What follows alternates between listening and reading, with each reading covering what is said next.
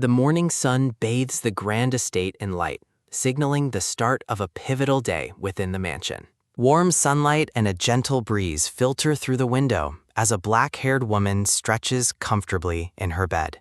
She wakes feeling unusually refreshed, possessed by the sudden conviction that today, everything in life will finally go her way. Dressed in a sophisticated purple gown, the black-haired lady moves with purpose past her bowing household staff. In the quiet of a lavish office, she sits across from the blonde-haired Uklid, who appears somber and incredibly tense. The blonde-haired man, Uklid, breaks the silence by unexpectedly requesting a divorce from his stunned wife, Evgenia Rudian. A soft tap sounds as she sets her teacup down with a heavy sigh, processing his shocking legal demand. Uklid flinches under her intense gaze, his green eyes filled with visible anxiety as he awaits her inevitable reaction. Evgenia reminds herself to soften her stern expression, realizing that her cold aura is genuinely scaring the poor man. Maintaining her composure, the black-haired woman asks him if he truly intends to end their marriage so abruptly. Sitting with her arms crossed, she tells him that she is actually quite generous when it comes to white lies. She flashes a radiant, intimidating smile, asking him to answer again while keeping her supposedly generous nature in mind. Uklid remains silent, his head bowed as he struggles to find the words to respond to her terrifying charm. He places a firm hand on the document, confirming his resolve and revealing that the paperwork is already signed. A wave of genuine shock washes over the black-haired woman as she realizes he is serious about leaving her. She clutches the papers, stunned that her husband had the foresight and courage to prepare the legal documents in advance. Examining the sheet, she recognizes his elegant handwriting and realizes Uklid has already committed to the separation. Her thoughts race in disbelief as she grapples with the suddenness of his desire to part ways forever. Uklid stands and politely requests that she review the terms carefully, maintaining a formal and distant demeanor toward her. Her eyes narrow with sharp determination, deciding then and there that she has no intention of letting him go. With a decisive, swift motion, she tears the divorce papers in half right before his wide, startled eyes. She flatly rejects his proposal and commands him to return to his room, asserting her absolute dominance over the situation. She sweeps out of the room while a frantic Uklid pleads for her to wait, his composure completely shattered. Standing in the hallway, she reflects on how her usual emotional responses have vanished, replaced by an icy, unwavering calm. A realization dawns as she recognizes her situation. She has somehow ended up living inside the world of a novel. She looks down at her elegant purple dress, beginning to understand the role she now occupies in this literary world. In her previous life, she was a lucky baby, surrounded by a supernatural abundance of wealth and financial fortune. Her father's career soared after her birth, but his arrogance drove her mother to take her and leave home. They moved to the city, leaving behind the man who had become unrecognizable through his newfound power and greed. Desperate and drowning in debt, her father eventually returned, begging for a second chance to be a family again. Upon their return, his business miraculously flourished once more, as if her presence alone guaranteed his immense success. Relatives who once mocked him soon scrambled for a piece of the vast wealth that seemed to follow her. Tragic accidents claimed her parents and grandmother, leaving her alone with a massive inheritance as she entered adulthood. Standing before the city skyline, the modern woman acknowledges her incredible, yet lonely, luck with money and investments. Her life became a blur of winning lottery tickets and skyrocketing stocks until she had more wealth than purpose. Surrounded by shadows of greedy people, she realized that everyone around her only cared about her overflowing bank accounts. Sinking into a deep distrust of others, she abandoned the idea of dating, finding comfort only in her digital world. She found solace in binge reading a popular web novel titled The Saint's Dangerous Choice on her mobile phone. Lying in her pajamas, she became obsessed with Uklid, declaring the minor character to be her favorite future. The novel followed Melissa, a saint caught in a reverse harem battle between a prince, a priest, and an assassin. Among all the dangerous main leads, she fell head over heels for the gentle and overlooked Uklid Rudion. She lamented that her beloved favorite was barely a side character, existing on the same narrative level as a houseplant. A sob breaks through as she cries on her sofa, frustrated that others fail to see Uklid's true worth. Despite her talent for picking winning stocks, she joked about her terrible luck in choosing such minor, unappreciated characters. She treasured the single illustration of Uklid, moved by the deep sadness visible in his gentle, longing eyes. Desperate for more content, she emailed the author, offering to pay any price for a story focused on Uklid. While relaxing in her pajamas, a sudden blinding flash from her phone signals an immediate and mysterious reply. She wakes up sitting in a dark, opulent bedroom,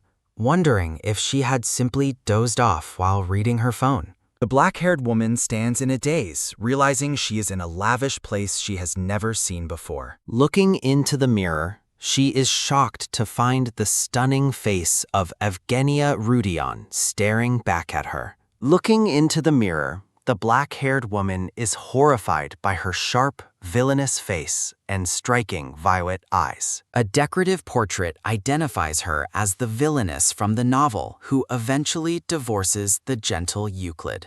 Panicked and confused, Evgenia Rudion clutches her bandaged head, struggling to comprehend how she possessed this body. She recalls receiving a mysterious email from the author before being swallowed by a blinding flash of light. As a sudden, quick knock sounds, the woman hides under her covers, wondering if she actually died. Trembling with nerves, the black-haired woman looks up and cautiously asks who is at her door. A young maid with brown hair and golden eyes enters the room carrying a formal tea service. The maid gasps in delight that her lady is awake, while Evgenia asks for her identity in confusion. Startled, the brown-haired maid identifies herself as Anne, deeply concerned that her lady does not recognize her. Evgenia realizes this girl is the protagonist's right-hand maid, confirming that the novel has become her new reality.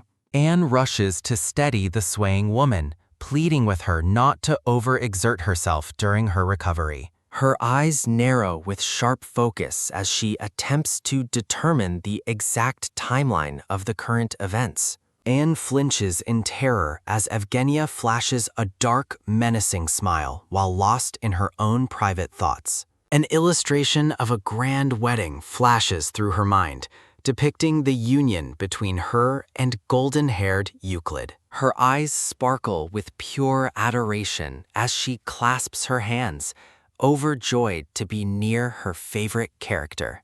She envisions the gentle Uklid smiling warmly with a bird on his finger, the very image of kindness. In her past life, she was such a dedicated fan that she even commissioned custom merchandise of him. Sparkles surround the black-haired woman as she celebrates her incredible luck in marrying her ultimate favorite character. Her excitement vanishes instantly as she remembers that the original story concludes with their inevitable messy divorce. With a determined look, she vows to use her knowledge to change the narrative and save her marriage. Reflecting on her previous life of endless work, she views this as a once-in-a-lifetime chance for true happiness. A beautiful vision of their wedding day fuels her resolve to keep Uklid by her side forever. Sinking into deep thought, she decides that her first priority must be identifying the current point in time.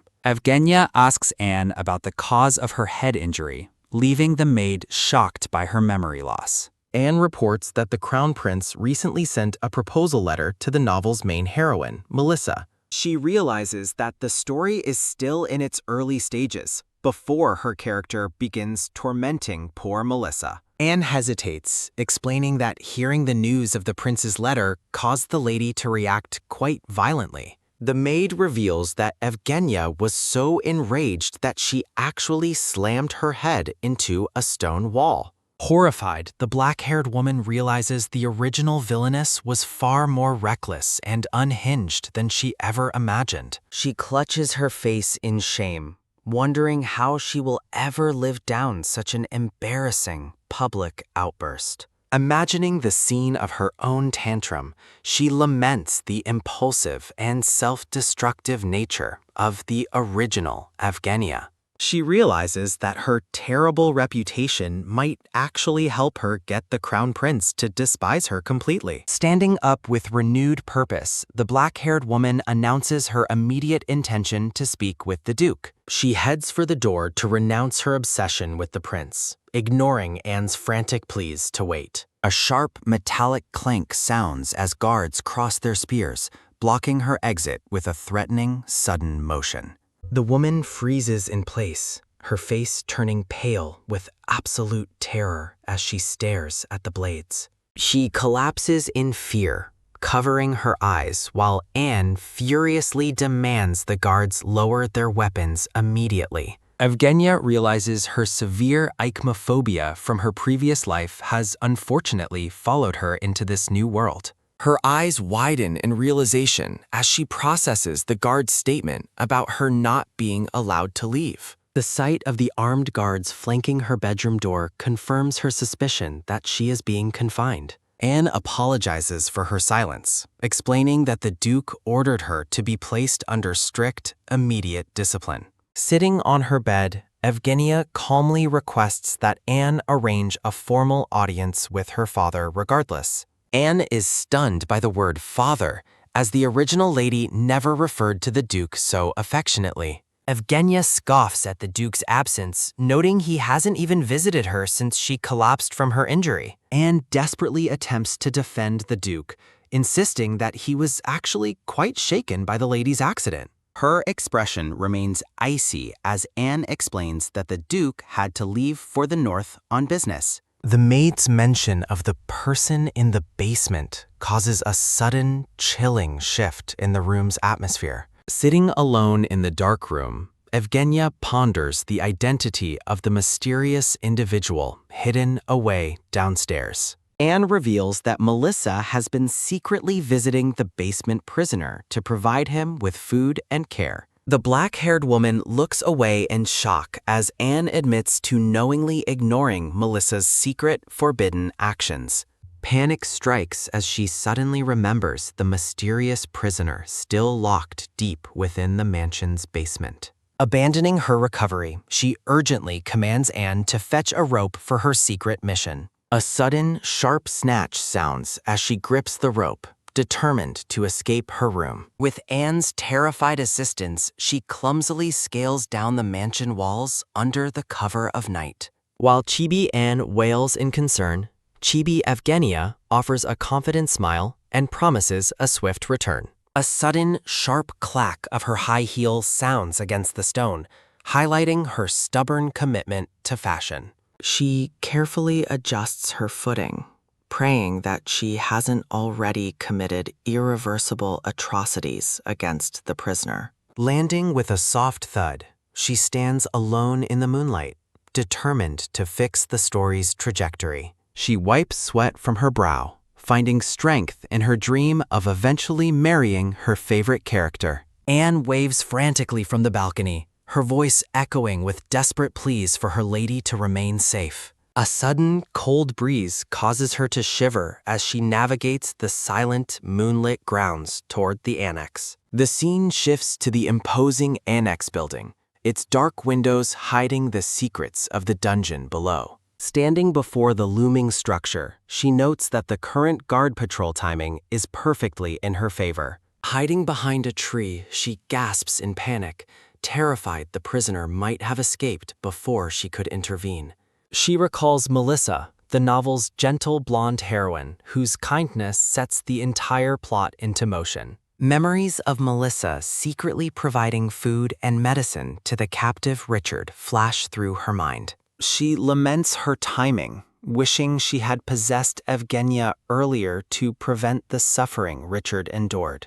A metallic creak sounds as she reaches for the door, determined to change Richard's dark fate. Descending into the shadows, she reflects on how Melissa's compassion unknowingly triggered Richard's future obsession. Her footsteps echo through the cold stone corridor of the dungeon as she searches for a specific cell. She stops abruptly before the iron bars, her heart racing as she gazes into the dark prison cell. A wave of relief washes over her as she confirms that Richard has not yet fled his confinement. Chained and weary, the pink-haired Richard sits on the floor, his striking red eyes filled with silent exhaustion. She stares at his face, moved by the visible pain and loneliness etched into his handsome features. She envisions Richard as he should be, a grand figure of power and nobility, far from these chains. System notes reveal that Richard is the story's most dangerous lead, a man with twisted, stunted emotions. She remembers how Melissa's secret gifts of bread became the only source of warmth in Richard's cold life. This simple act of kindness was the catalyst that taught the broken man the meaning of love. The vision shifts to a darker future, where Richard's gratitude transforms into a terrifying, vengeful obsession. Richard's piercing gaze promises a future of kidnap and imprisonment if the original story remains unchanged. Gazing at the real Richard, she is struck by how he exceeds every illustration in beauty and presence. She stands before the bars, admiring his baby deer eyes and understanding why readers adored him so much. Richard looks up with a start, his red eyes reflecting genuine concern for her instead of expected hatred. Confused by his gentle reaction, she wonders why the man she supposedly tortured seems worried about her. An intense close-up reveals his vibrant red eyes staring directly at her like she is his greatest enemy. She breathes a sigh of relief upon seeing his eyes are still intact, unharmed by the original Villainess. Horrific memories surface of the original Evgenia planning to gouge out Richard's eyes in a fit of rage. Steeling her resolve, she decides to free him now to prevent the monster he is destined to become.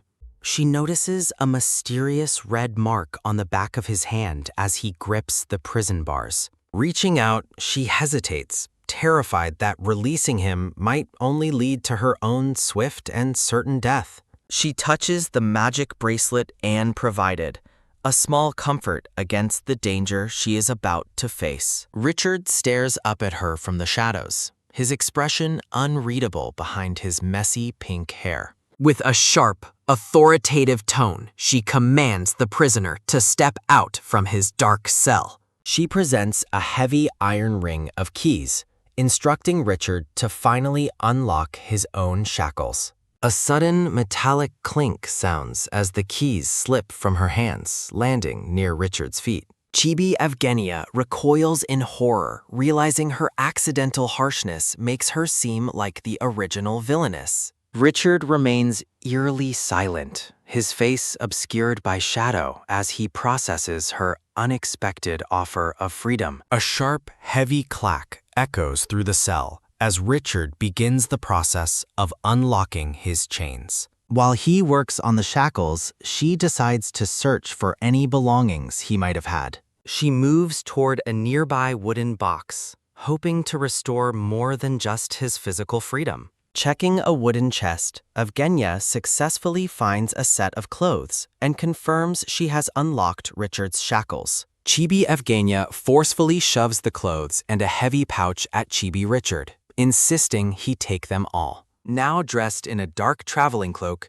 Richard holds the pouch of gold while Evgenia celebrates her successful mission. Evgenia looks Richard in the eye, firmly telling the pink-haired boy that he is finally a free man. Richard flinches in shock as the lady bluntly commands him to go, her tone unexpectedly harsh and final. Confused by Richard's distressed expression, Evgenia wonders if the boy expects a formal apology for his past suffering. Standing before the bars of his cell, the black-haired woman offers a sincere apology for everything the original Villainess did. She acknowledges that her sudden change of heart probably sounds suspicious and utterly ridiculous to the traumatized prisoner. Richard stares at her, stunned, as she expresses genuine remorse for buying him and locking him in the basement. A sudden, sharp clink sounds as Richard grips the pouch, which Evgenia explains contains enough gold and jewels for him. She encourages him to use the money to settle down comfortably elsewhere, away from the cruelty of this mansion. Evgenia offers a gentle smile, reaffirming that Richard is truly free to leave his dark past behind forever. Gripping the pouch with his marked hand, Richard remains silent while Evgenia worries about providing him with medicine later. The pink-haired boy looks away, his voice trembling as he asks why he is being forced to leave. Tears stream down Richard's face as he desperately begs the lady to let him stay by her side. Evgenia is completely bewildered when the prisoner suddenly collapses to his knees, crying out for her in desperation. Sobbing, Richard asks if he is being thrown out because he failed to address her as his master. His hands shake as he clutches at her dress, terrified that he is being discarded like a broken tool. Crying hysterically, Richard admits to his supposed mistakes and pleads with Evgenia not to abandon him in the night. Looking at the weeping boy, she reflects that Richard is only 18, far younger and more vulnerable than expected. She realizes that for someone raised as a slave, the prospect of freedom feels more like a cruel rejection. Richard continues to cry for a long time until Evgenia's silence finally forces him to accept her decision. Resigned and broken, the boy finally turns and walks alone through the moonlit trees away from the dungeon annex. Watching his retreating figure, Evgenia feels an unexpected pang of guilt despite having given him his freedom. Chibi Evgenia compares the weeping Richard to a pathetic, abandoned puppy, a far cry from his future master assassin persona. Re-entering the main mansion, she tries to justify her choice, knowing she cannot keep him merely out of pity. She envisions Richard's destined future as the ruthless leader of an assassin guild, a path fueled by his deep-seated vengeance. A metallic creak sounds as Evgenia slips back inside the heavy mansion doors,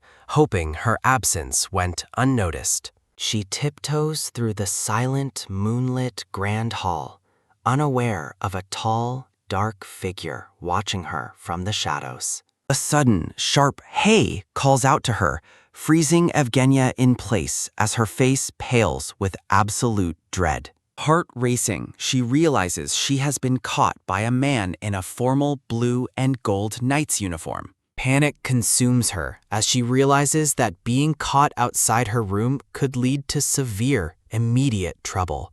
Turning to face her pursuer, Evgenia is struck by the man's familiar face, realizing he looks remarkably like herself. A vision confirms that the black-haired man with piercing blue eyes is indeed a high-ranking Basilian royal knight. She identifies the man as Alexis Basilian, the family's second son and her own biological younger brother. Alexis demands an explanation, questioning why his supposedly disciplined sister is wandering the mansion halls in the middle of the night. He mockingly asks if their father's orders have become a joke to her, while Evgenia internally curses her terrible luck. Alexis is baffled by her uncharacteristic silence, expecting her to erupt into one of her usual violent tantrums. Staring at her head bandage, the brother wonders if Evgenia truly lost her mind when she smashed it against the wall. Fed up with his arrogance, Evgenia snaps back,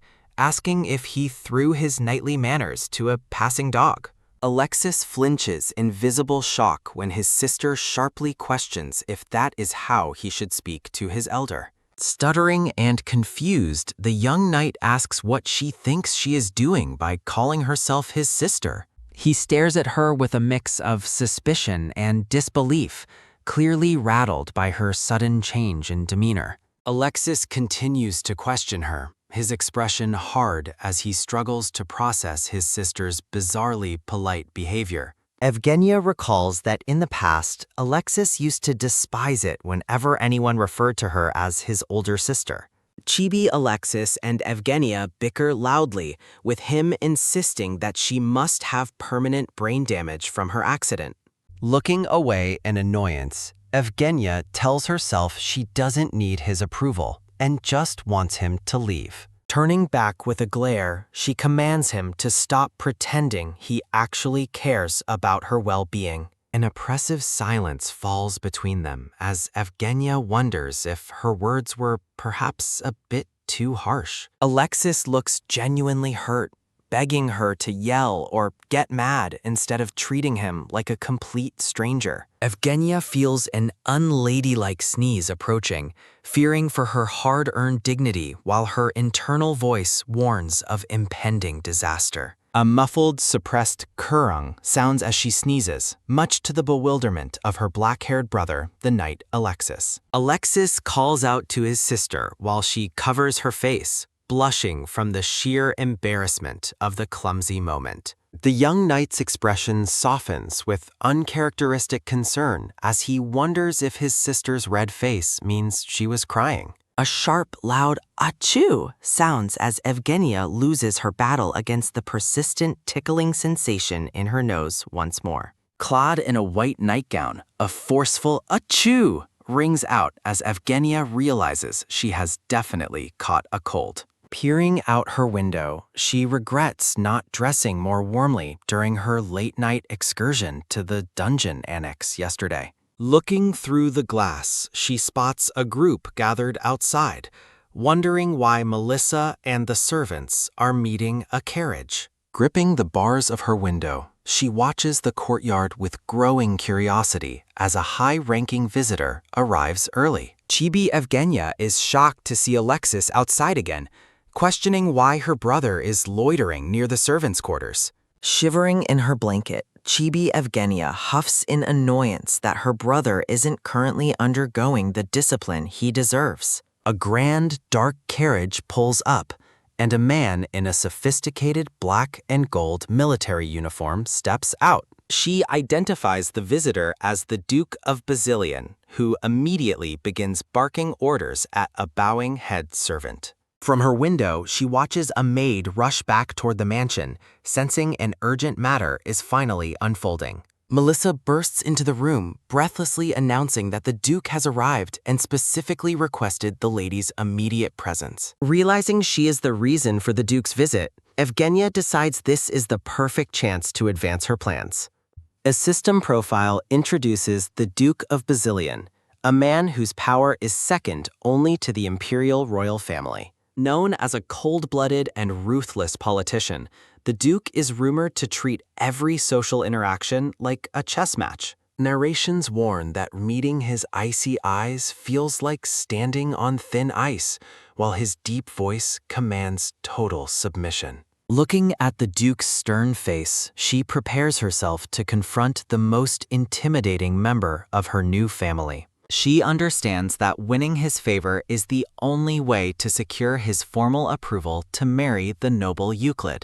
Melissa helps her into a stunning purple lace gown, chattering happily about how the Duke must be worried about her. Evgenia remains skeptical, thinking that even a bitter enemy would feel concerned by someone smashing their head into a wall. Melissa finishes the final adjustments to the purple dress, asking with wide, expectant eyes if her lady is finally ready. A soft, elegant sarong sounds as Evgenia rises, her gown shimmering with a newfound resolve to face the Duke. Despite her maid's concerns about her fever, Evgenia grips the door handle and insists on meeting her father right now. Stepping into the hall, she stops before a young, brown-haired knight who is standing guard with a long ceremonial spear. Recognizing the knight she previously intimidated, she realizes she must silence him properly to keep her secret dungeon visit hidden. With an authoritative air, the black-haired lady asks the trembling guard for his full name to seal their silent pact.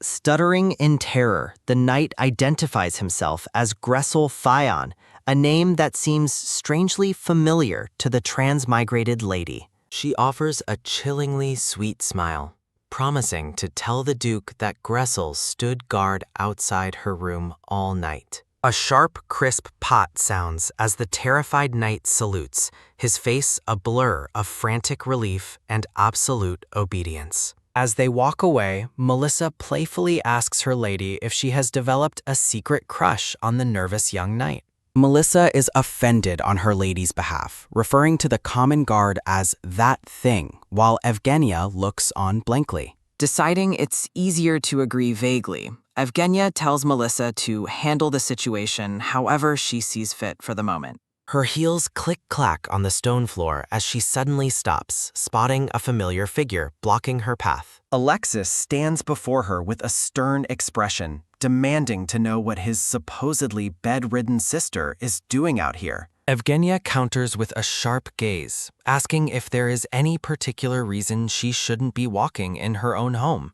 Chibi Evgenia mocks her brother for slacking off, asking if he shouldn't be reporting to the Imperial Knights at this hour. Alexis explodes in rage, shouting that he just finished a week of training and today is his first day of leave. His voice trails off as he looks away, admitting he only came home after hearing about her sudden, violent collapse. Infuriated by her unreadable, dazed expression, Alexis yells at her to stop making that ridiculous face during their serious argument. He points a finger at her, warning her to stay quiet about his own activities since she also wandered off alone. A chilling, oppressive aura fills the hall as a tall, dark-haired man appears silently behind the bickering, unaware siblings. Alexis freezes and immediately stammers "Big Brother" as the newcomer issues a single, low-voiced command for him to be quiet.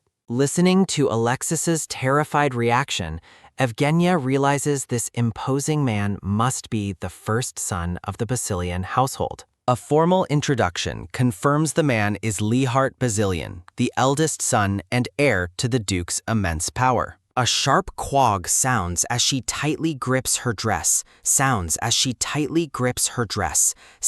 an unsettling, dark energy radiating from the stoic Leihart. Despite lacking the original Villainess's memories, she is struck by a wave of vivid, instinctive emotions directed at the man. Leihart dismisses their presence with a cold profile view glare, leaving Evgenia with a lingering, sour sense of intense displeasure. Evgenia stares downward with an icy gaze, finding it hard to contain her growing irritation upon seeing Cyanel. Cyanel narrows his eyes with suspicion, questioning why the black-haired lady has appeared despite the standing confinement order. Maintaining a calm composure, Evgenia states that she has come to discuss an urgent and important matter with her father. Cyanel is left reeling in shock as a sudden thud echoes, questioning the boldness of his sister's unexpected demand. As Cyanel protests her presence, a commanding voice from within the office grants Evgenia permission to enter the room.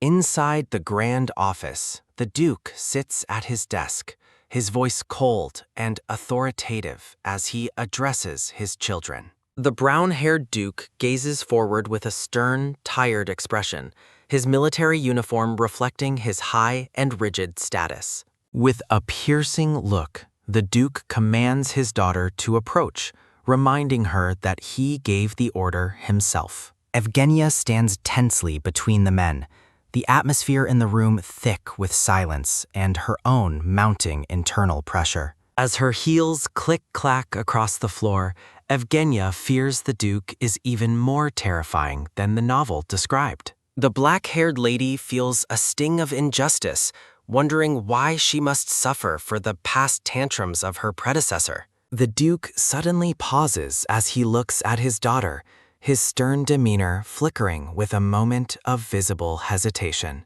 Crystal clear tears fall from Evgenia's purple eyes as she looks at her father, her silent sorrow filling the ornate room. Horror washes over the Duke's face as he shouts his daughter's name, completely unsettled by her rare display of vulnerability. Cyanel watches with wide-eyed disbelief, his heart sinking as he witnesses the proud Evgenia weeping openly before them both. Wiping her eyes, the black-haired lady realizes with a start that her body is reacting emotionally without her conscious permission.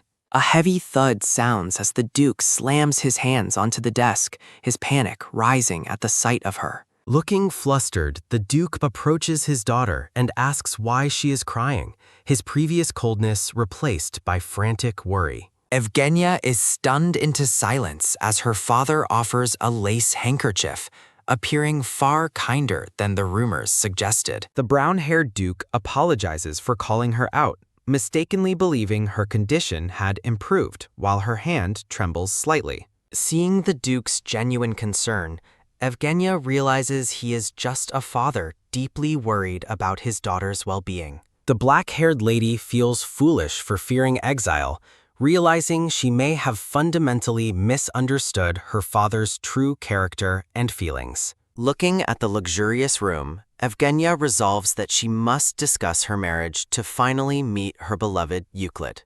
Evgenia bows deeply to her father and offers a sincere apology for her past behavior, leaving him completely caught off guard. Stunned by the change, the Duke questions her words as she promises to never cause another scene in his office. In a shocking declaration, the black-haired lady announces her intention to give up her pursuit of the Crown Prince forever. The Duke asks for confirmation with a trembling voice, while Yevgenia continues to dab her tearful eyes with the handkerchief. Evgenia notes that her tears are helping her cause as she expresses a desire for a partner who values her. Gripping the handkerchief tightly, the black-haired lady pleads for her father to find her a suitable marriage match immediately. She claims she must marry quickly before her resolve falters, while the image of a blonde prince haunts her thoughts. A beautiful vision of a blonde man and Evgenia together appears,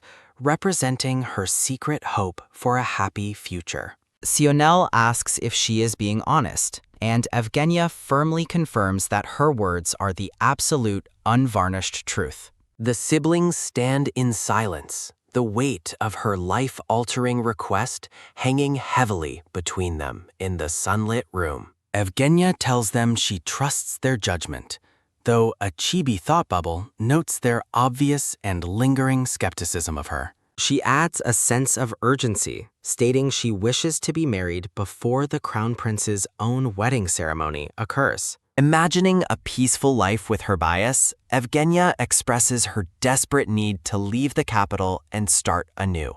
The Duke appears overwhelmed and sweaty, while Evgenia worries that her groom might be changed to someone she doesn't want. Smiling softly, the black-haired lady reaffirms her trust in her father, but insists on maintaining her high noble status. The Duke reassures her with pride, declaring that no matter what happens, she will always be a Basilian lady. A close-up reveals the Duke's contemplative expression as he considers the gravity of his daughter's sudden and dramatic request.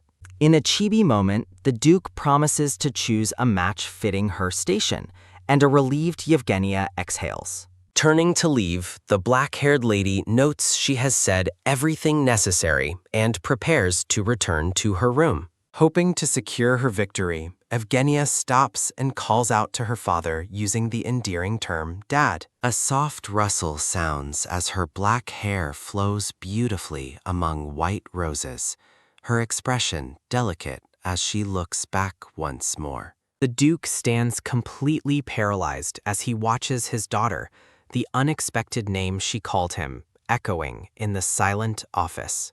A look of intense shock and confusion remains on the Duke's face while he tries to process the sudden change in his daughter. With a swift whoosh, Evgenia turns to walk away with confidence, believing her plan to secure her father's favor succeeded perfectly. Her victory is short-lived as her vision suddenly begins to swirl and blur, the world spinning out of her control. Evgenia collapses violently to the floor while the Duke's frantic, terrified scream for her echoes throughout the grand room. Darkness enshrouds the scene as panicked voices scream for a physician to attend to the fallen and unconscious Duchess immediately.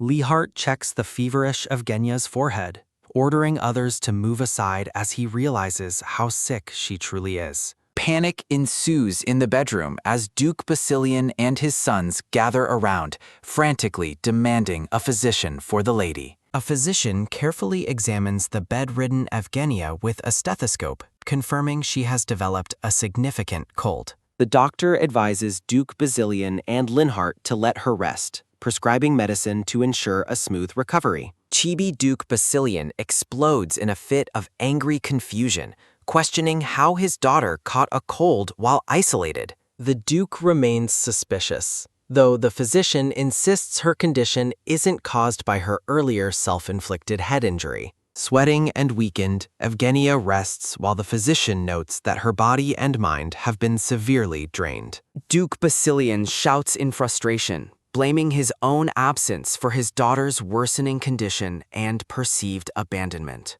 The maid informs the surprised Duke, Leehart, and Alexis that the first thing Evgenia did was ask for her father. A heavy silence falls as the Duke and Leehart trade expressions of stunned disbelief over Evgenia's unexpected concern. The Duke looks pained, realizing his habit of avoiding her tantrums has only deepened the rift between them. Alone in his office, the Duke is visibly moved that his daughter sought his presence instead of screaming. A rare, soft expression touches the Duke's face as he dwells on the fact that Evgenia finally called him father. Leehart reflects on her sudden change, noting she has harbored deep resentment toward their families since she was a child. A nostalgic vision shows a young, happy Evgenia embracing her mother, the only person she ever truly followed. Memories of a grieving child reveal that Evgenia hid her heartbreak and true feelings from everyone after her mother died. The Duke and Leehart speculate that the Crown Prince's proposal to Melissa was the catalyst for Evgenia's physical collapse. Infuriated, the Duke defends Evgenia's worth as a noblewoman, despite the obsessive behavior she previously displayed toward the prince. Leehart suggests that the current situation provides the perfect opportunity to proceed with the planned marriage for the family's benefit. Looking stoic and determined, Leehart prepares to navigate the complicated politics surrounding his sister's future. Leehart warns his father that Evgenia is notoriously fickle and might retract her consent for the Rudion marriage at any moment. The Duke agrees that securing a strong alliance with House Rudion is the best way to stabilize their family's standing. Somewhere distant, the blonde Uklid Rudion sits amidst cherry blossoms, diligently writing with a black quill. A frustrated shout, "Baruch!" echoes through the Rudion duchy as a beautiful mansion stands under a cloudy sky. Identified as Uklid Rudion, the handsome blonde man looks up from his desk as a frantic matter is brought before him. His aide, Delano, expresses absolute shock at the news that Uklid intends to marry the notorious Lady Basilian. Delano argues against the union, citing Evgenia's ruined reputation and her public obsession with the Crown Prince.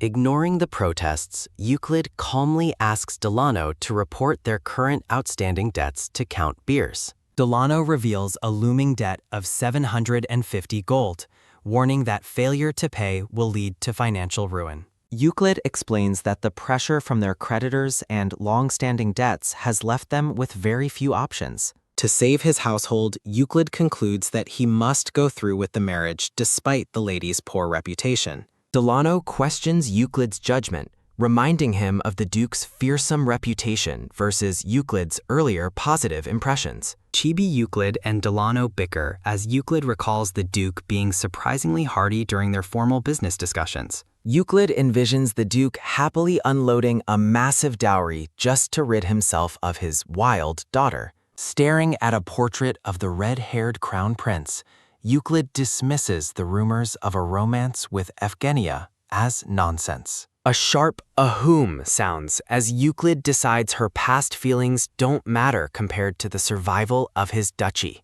Uklid commands his steward to prepare for their departure to the capital, ignoring Delanos's last-ditch efforts to stop him. Putting on his glasses, Uklid's gaze turns sharp and calculating as he prepares to meet his future bride. Defeated, Delano bows his head and accepts his lord's final decision with a heavy, worried sigh. Uklid offers a confident smile, dismissing his aide to handle the rest of their travel preparations. A sharp talk sounds as Uklid sits alone in his grand office, his mind focused on the upcoming journey. Suddenly, the room dims as Uklid stumbles Biddle, clutching a cloth to his mouth in a moment of physical distress. Looking pale and sweating, Uklid gasps for air as he struggles with a secret, debilitating illness. A white handkerchief is stained with a shock of bright red blood, revealing Uklid's terminal condition is worsening. Back at the mansion, the maid enters Evgenia's room with a cheerful tune, carrying a tray of bitter medicine. Evgenia moans in annoyance, feeling the servants are treating her like a tragic patient on her deathbed. Addressing her maid as Anne, Evgenia insists she doesn't need to be watched so closely while taking her medicine. Drinking the bitter brew, Evgenia realizes her family's overprotective behavior stems from her recent collapse and suicide attempt. She imagines her father and brothers hovering over her, their shouting voices calling her scrawny and weak. Evgenia wakes fully, staring at the gathered men with a look of pure exasperation, wondering what they are all doing. Evgenia wakes to her father and brothers apologizing for their absence, but she is left completely bewildered by their kindness. Tearfully denying any loneliness, the black-haired lady insists she isn't hurt, while her family watches her with deep, uncharacteristic concern. The Duke and his sons exchange pitying looks, clearly unconvinced by her protests as they believe she is masking her pain. To brighten her mood, the blonde maid offers a piece of candy as a reward, and the lady begrudgingly accepts it. Sitting alone, Evgenia quietly chews on the sweet treat, reflecting on the strange, sudden shift in her family's overprotective behavior. The blonde maid suddenly remembers to mention that Lady Melissa requested to see her earlier in the day. Startled by the news, the black-haired lady wonders why the protagonist of the original story would suddenly want an audience. The scene shifts to a sunlit gazebo where the two women share tea and enjoy the refreshing morning air together. Melissa looks gentle and refined as she prepares her tea, her blonde hair shimmering under the warm glow of the sun. Observing her cousin, Evgenia notes how Melissa's peaceful nature is a stark contrast to the intense, dark atmosphere of House Bazillion.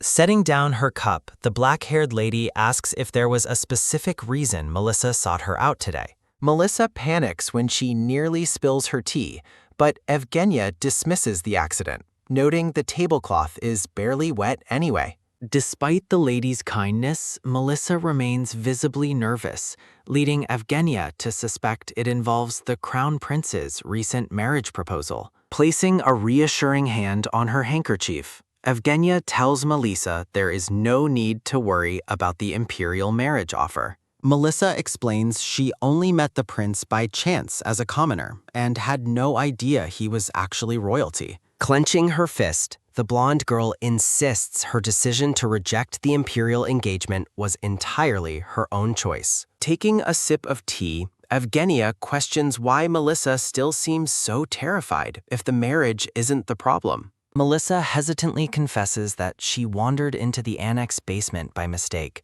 causing a wave of internal panic for Evgenia. Realizing Melissa might have discovered her secret captive, Richard, the black-haired lady prepares to silence her cousin's growing suspicions. With a chilling and authoritative gaze, Evgenia commands Melissa to forget everything she saw or heard down in that basement. Melissa trembles as the lady ominously claims she has already sent that boy somewhere much better than the dungeon.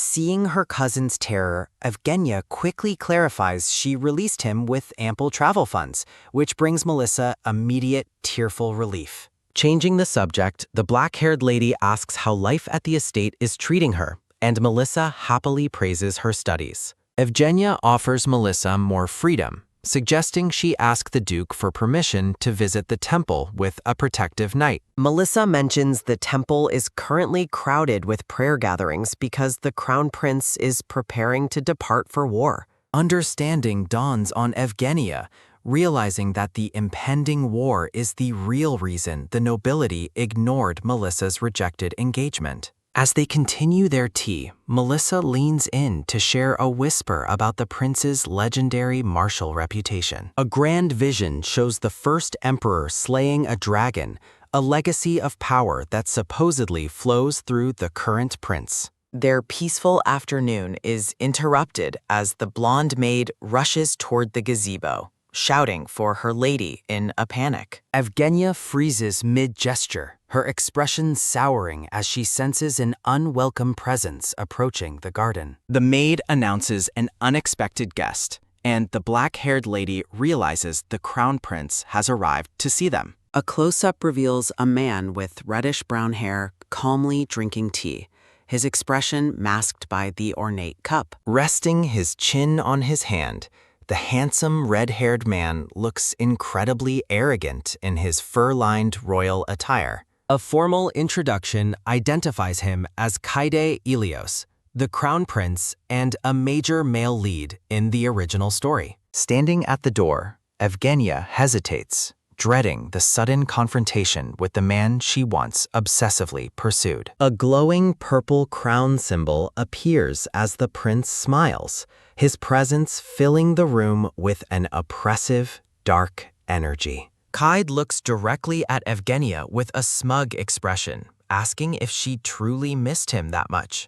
Despite his handsome appearance, the black-haired lady finds her heart cold, feeling only a deep sense of anger and hatred. Evgenia offers a stiff, formal greeting, realizing the original lady's twisted love for him has finally died. The red-haired prince leans forward, his gaze sharp and calculating as he studies his supposedly heartbroken former admirer. Kaide mocks her suicide attempt, asking if she truly rammed her head into a wall because of his proposal to Melissa. Evgenia coldly tells him not to concern himself, but the prince persists, claiming her self-harm was blamed on him.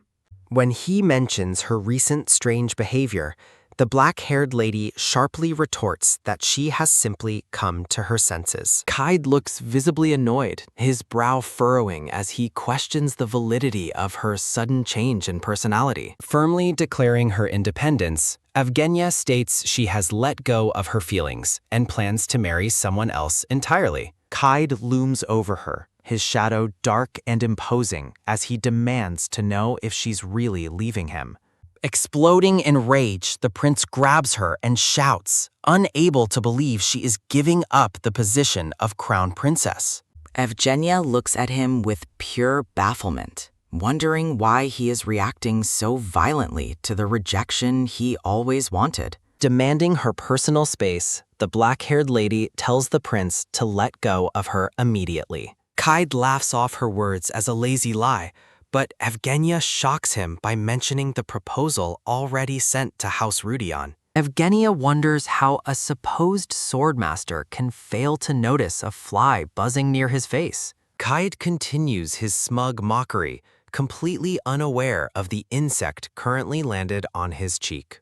The black-haired lady grows increasingly irritated, her concentration shattered by the fly's presence on the prince. Chibi Evgenia shouts in a bubble, frustrated that Kaide hasn't noticed the insect near his head. Clenching her fist, Evgenia's patience reaches its limit as the fly continues to get on her nerves. Kaid leans forward, still wearing an arrogant smile, while the insect remains perched on his chin. When the prince offers to accept her as a mistress, Evgenia suddenly swings her hand toward him. A heavy, frozen silence fills the room as both figures stand motionless after the unexpected physical contact. A chibi version of the black-haired lady looks horrified and panicked by her own impulsive, violent outburst. Staring with a red mark on his face, the prince demands an explanation for the shocking slap. Evgenia looks deeply flustered,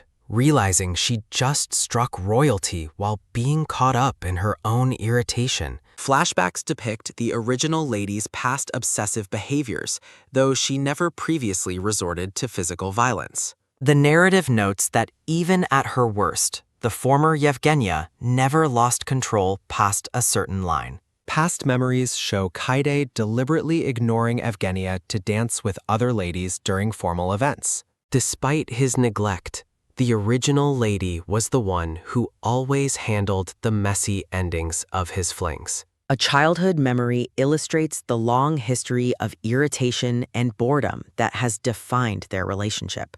Back in the present, the red-haired prince remains stunned, unable to comprehend why she actually hit him. Kaid rationalizes the slap, assuming she must be reacting to the shock of his proposal to Melissa. Looking down with a troubled expression, Evgenia offers a small, reluctant apology for her sudden lack of control. Footsteps thud as Kaide walks away, thinking that his interaction with her is far from finished. Turning back, the prince announces his departure for war, casting a somber shadow over their conversation. He tells the lady he will be gone for months, while Evgenia remains silent and unreadable. A close-up shows Kaide offering a sharp, cold smirk as he prepares to take his final leave. Evgenia suddenly pulls something out with a quick snap, holding out a pink, lace-trimmed handkerchief for him. Startled by her gesture, Kaide looks at the gift, confused by her sudden show of apparent concern. Evgenia notes the delicate lace, suggesting the gift matches his refined but arrogant royal personality perfectly. With a firm clack, Kaide snatches the cloth, his expression shifting into one of dark satisfaction. The prince looks back over his shoulder, his red eyes glimmering with a newfound, dangerous interest in her. To Kaide, Evgenia's cold violet eyes now resemble strong liquor, intoxicating and far more complex than before. Enveloped in a menacing red aura, Kaide smirks while clutching the token he received from the lady. The sun sets over the grand Basilian estate, marking the end of the prince's unexpected visit. Alone in the parlor, Evgenia sighs and rubs her temples in a state of sheer mental exhaustion. Reflecting on the day, she finds it unbelievable that she actually slapped the crown prince of the empire. A chill runs down her spine as she realizes her slap might have backfired into attracting his attention. Panicking, Chibi Evgenia worries that she mistakenly gave him Melissa's handkerchief instead of her own. Stretching his arms with a groan, the brown-haired brother Alexis looks forward to a quiet dinner and rest. Opening the double doors with a thud, Alexis stops in shock at the sight of his sister. The Duke and his sons are speechless as Evgenia breaks tradition to join them at the dining table. Calmly cutting her steak, Evgenia questions why this simple act of a family dinner is so surprising.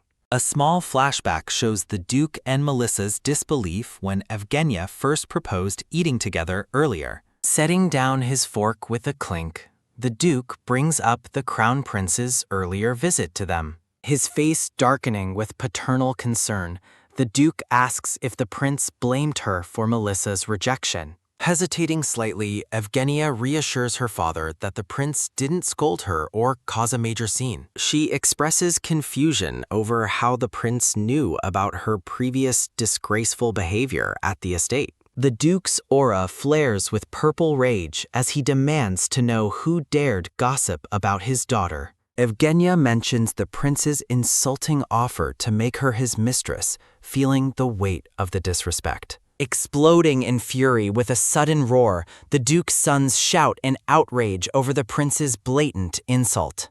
One brother declares the prince's words a direct and unforgivable attack on the honor of House Basilian.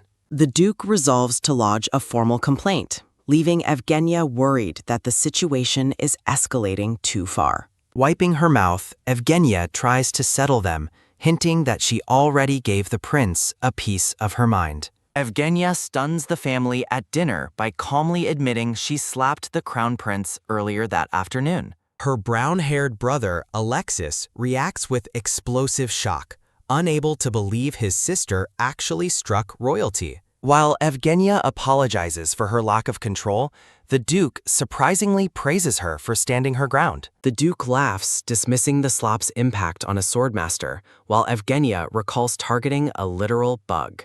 Setting the past aside, the black-haired lady expresses her firm desire to get married as soon as possible. The Duke explains her urgent request is exactly why he summoned her to join them for dinner.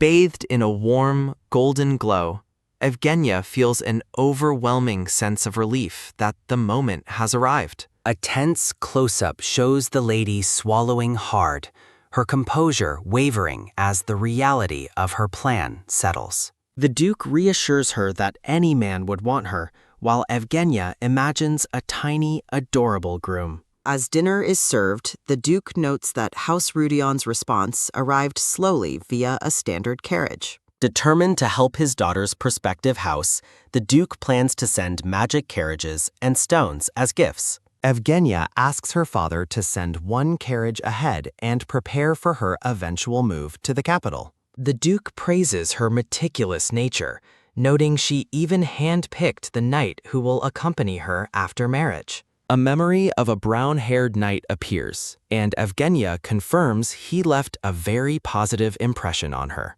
Evgenia realizes the maid, Anne, handled the knight selection, while the Duke suggests delaying the wedding for a year. Envisioning a grand wedding, the lady rejects the delay, insisting on marrying her blonde groom immediately. Evgenia explains she wants to leave the capital before the crown prince returns from his war campaign. Hearing her resolve, the Duke sighs and agrees to contact the temple immediately to expedite the wedding. Alexis looks completely lost, asking why the conversation is suddenly dominated by talk of weddings and departures. The Duke formally announces Evgenia's decision to marry, leaving Alexis panicked and demanding to know the groom's identity. When the Duke identifies the groom as Duke Rudion, Alexis gapes in utter disbelief at the shocking news. Alexis feels betrayed as he realizes even Melissa already knew about the engagement while he was left out. The brown-haired brother erupts in a dramatic tantrum, shouting about his status as a family member being ignored. Alexis storms out in a huff,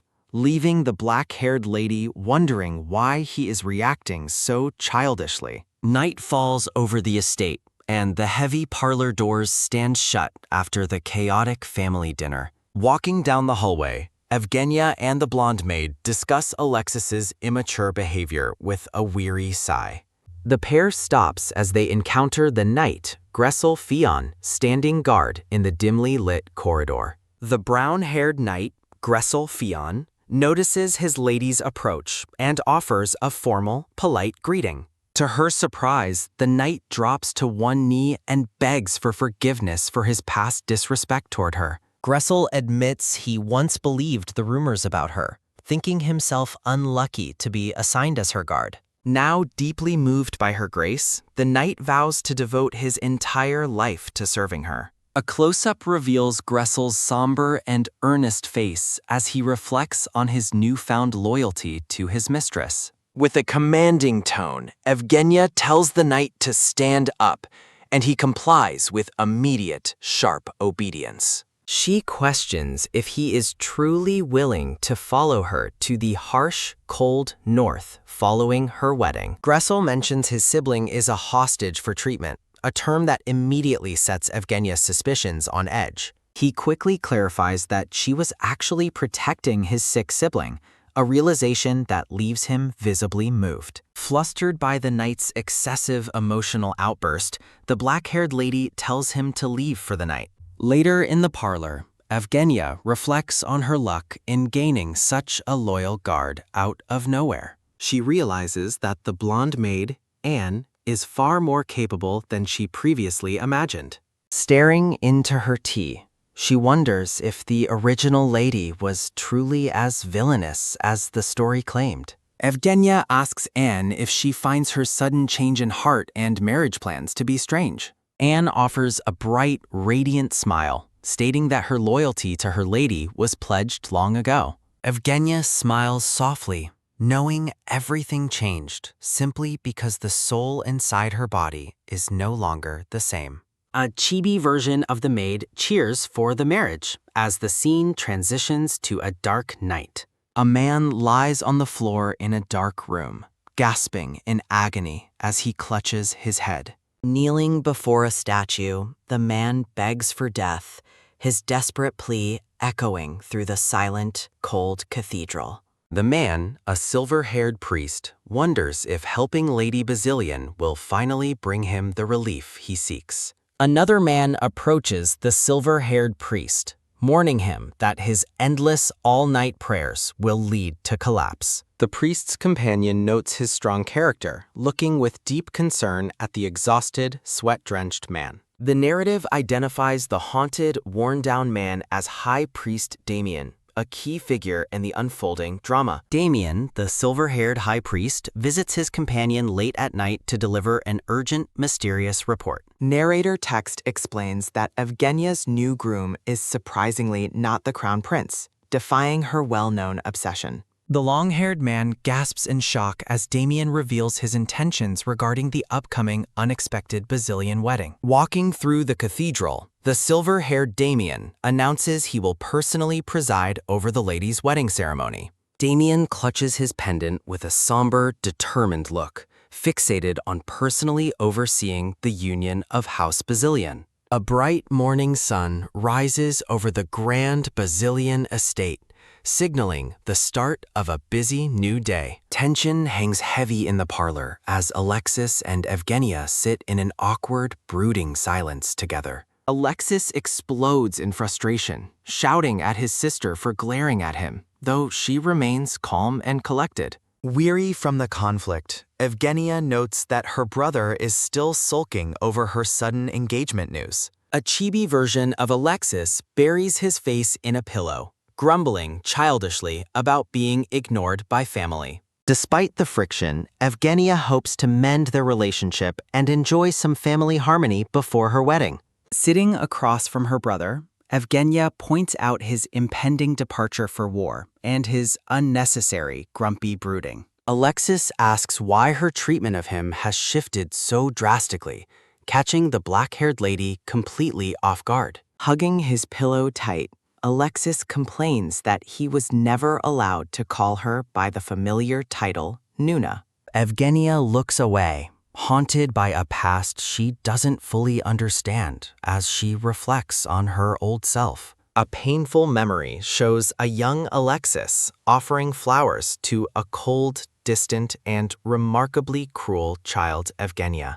In the flashback, the young lady harshly forbids her brother from ever addressing her with any affection. With a cruel slap, the young Evgenia knocks the bouquet out of her brother's hands without a second thought. The discarded flowers lie on the ground as the young boy gasps, his heart broken by her coldness. Present-day Evgenia realizes how brutally cold the original lady was toward her own adoring younger flesh and blood. Looking at her reflection, she wonders what drove the original Evgenia to be so hateful toward her brother. Breaking the cycle, Evgenia gently gives Alexis permission to call her Nuna from this moment forward. Alexis reacts with suspicious shock, prompting Evgenia to snap back at his dramatic and ungrateful attitude. Sighing at his grumbling, the lady realizes that even kindness is met with a tantrum from her brother. Evgenia tells him to drop the subject, while Alexis peeks over his pillow with a lingering sense of disbelief. Alexis shyly asks if he can visit her at Rudion's castle after he safely returns from his campaign. Panicking at the mention of danger, Evgenia scolds him for jinxing his return, while Alexis pushes for an invite. Softening her stance, she formally agrees to let him visit her new home in the snowy, distant north. Evgenia warns him not to sulk about her absence, as Alexis brings up her gift to a total stranger. With a swift snap, Evgenia produces a white handkerchief and offers it directly to her stunned, brown-haired brother.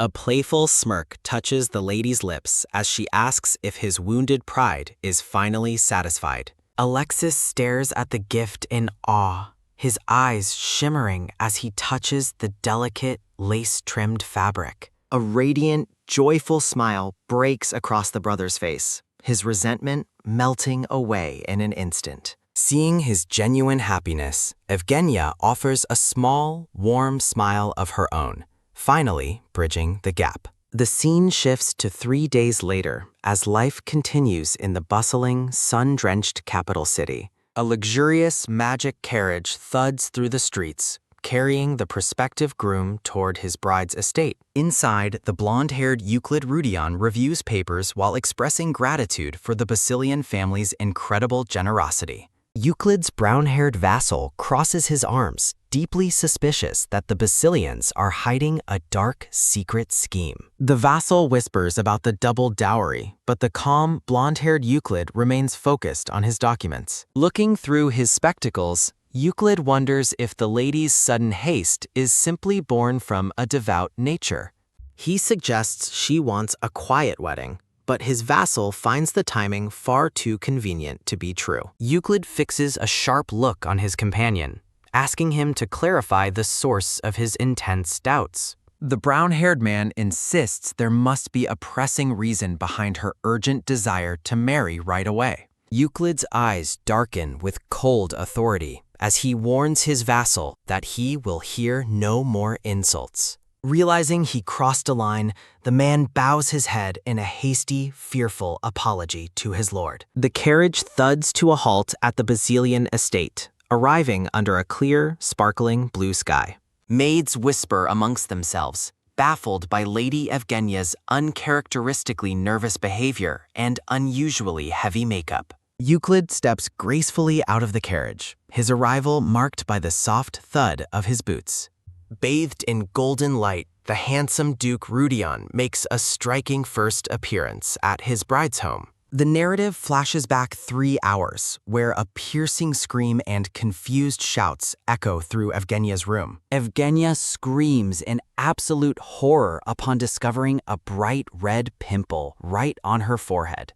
Despair clouds the room as Anne knocks and enters to find her lady sulking at the vanity. A sudden, sharp gasp escapes the blonde maid as she sees the blemish on the lady's skin. Anne frantically apologizes, suspecting that one of yesterday's facial packs must have caused an unfortunate allergic reaction. A flashback shows the over-enthusiastic maids fanning her green-masked face, realizing their skincare routine has backfired spectacularly. Evgenia desperately asks for a way to fix it, but Anne firmly warns her against popping the pimple. Chibi Evgenia clutches her fist, nervously wondering if she can truly trust the maid to hide the disaster. A few hours later, the dark-haired Duke Sionel and his attendants wait in the hall as the scene shifts. Duke Sionel stares in disbelief, questioning what on earth Evgenia has done to her face before the meeting. He looks bewildered as he asks if she even bothered to call the dressing maid for help. Sionel decides they must leave despite her look, as the staff whispers about her bizarre new style choice. Close up on the lady's heavy makeup as she wonders why everyone is reacting so strangely to Anne's work. A grand white carriage stands ready in the lush gardens of the estate under the bright morning sun. Duke Sionel leads his family out to the courtyard as the carriage finally arrives for the formal meeting. A panicked Chibi Evgenia shouts about the arrival as the carriage door begins to swing open wide. Duke Sionel maintains a dignified and stoic expression as he prepares to welcome the important guest. Delano, the brown-haired aide, lets out a startled yelp upon seeing the black-haired lady's heavy, dark makeup. The aide peeks over suspiciously, wondering if this shocking look is some strange new trend from the capital. Uklid Rudion steps out of the carriage, looking magnificent in a white and beige outfit under the sun. The blonde Duke Uklid greets her warmly, his gold eyes shining with a gentle and welcoming gaze. Captivated by his presence, Evgenia feels a profound certainty that she was destined to meet this person. Her heart swells with such intense emotion that she feels a sudden, inexplicable urge to start crying. The couple stands bathed in golden light, their contrasting appearances creating a striking and memorable moment together. Uklid introduces himself politely while a tiny, swooning chibi Evgenia admires his godlike sculpted features and voice. Lost in his beauty, the black-haired lady completely forgets to introduce herself until Duke Sayonel clears his throat. Regaining her composure, Evgenia prepares to greet him formally, her heavy lace sleeves catching the bright sunlight. She offers a radiant smile and introduces herself, the heavy makeup creating a bold and unforgettable impression. Uklid pauses for a moment, his expression unreadable as he takes in his bride's startlingly dark makeup. To her shock, the blonde-haired Duke reaches out and gently kisses the back of her gloved hand. Uklid closes his eyes during the respectful gesture, his blonde hair glowing in the soft, warm light. An internal scream of pure joy erupts from Chibi Evgenia after the romantic and unexpected hand kiss. She stands stunned, realizing that her ultimate bias has actually performed such a chivalrous act for her. Looking at his hand, the lady greedily wishes he would have held on for just a moment longer. A fierce blush creeps over Chibi Evgenia as she scolds herself for having such shameless thoughts. Duke Sayonel interrupts the romantic atmosphere, suggesting the weary traveler come inside to rest after the journey. Uklid asks to change his clothes before dinner, and the Duke readily agrees to the polite request. Back in her room, Evgenia looks in the mirror and finally realizes her makeup is a complete disaster. Chibi versions of the group reflect on the fashion faux pas and their lack of matching outfits. Evgenia thinks Uklid is a literal angel for being so kind despite her terrifying and over-the-top appearance. She notes that he spoke gently without even flinching at her face while she could only stare. Reflecting on her reaction, she realizes she felt none of the discomfort she experienced with Richard before. Later in the evening, the blonde maid Anne knocks softly on the door and asks to enter. Anne rushes inside and presents her lady with several small, colorful bottles filled with mysterious medicinal potions. Chibi Evgenia looks confused as Anne explains that the bottles contain sedatives and aids for her digestion. The blonde maid looks downcast, feeling guilty for her part in the lady's disastrous and heavy makeup. Evgenia offers a kind word of thanks, hoping the medicine will help calm her nerves during dinner. Anne suddenly perks up, realizing there is one more crucial task she needs to help her lady with. With a hearty laugh, Evgenia tells Anne to wipe off the makeup and find her a fresh dress. The blonde Melissa greets her sister with a bright smile as the scene shifts to the dining hall. Looking fresh and natural,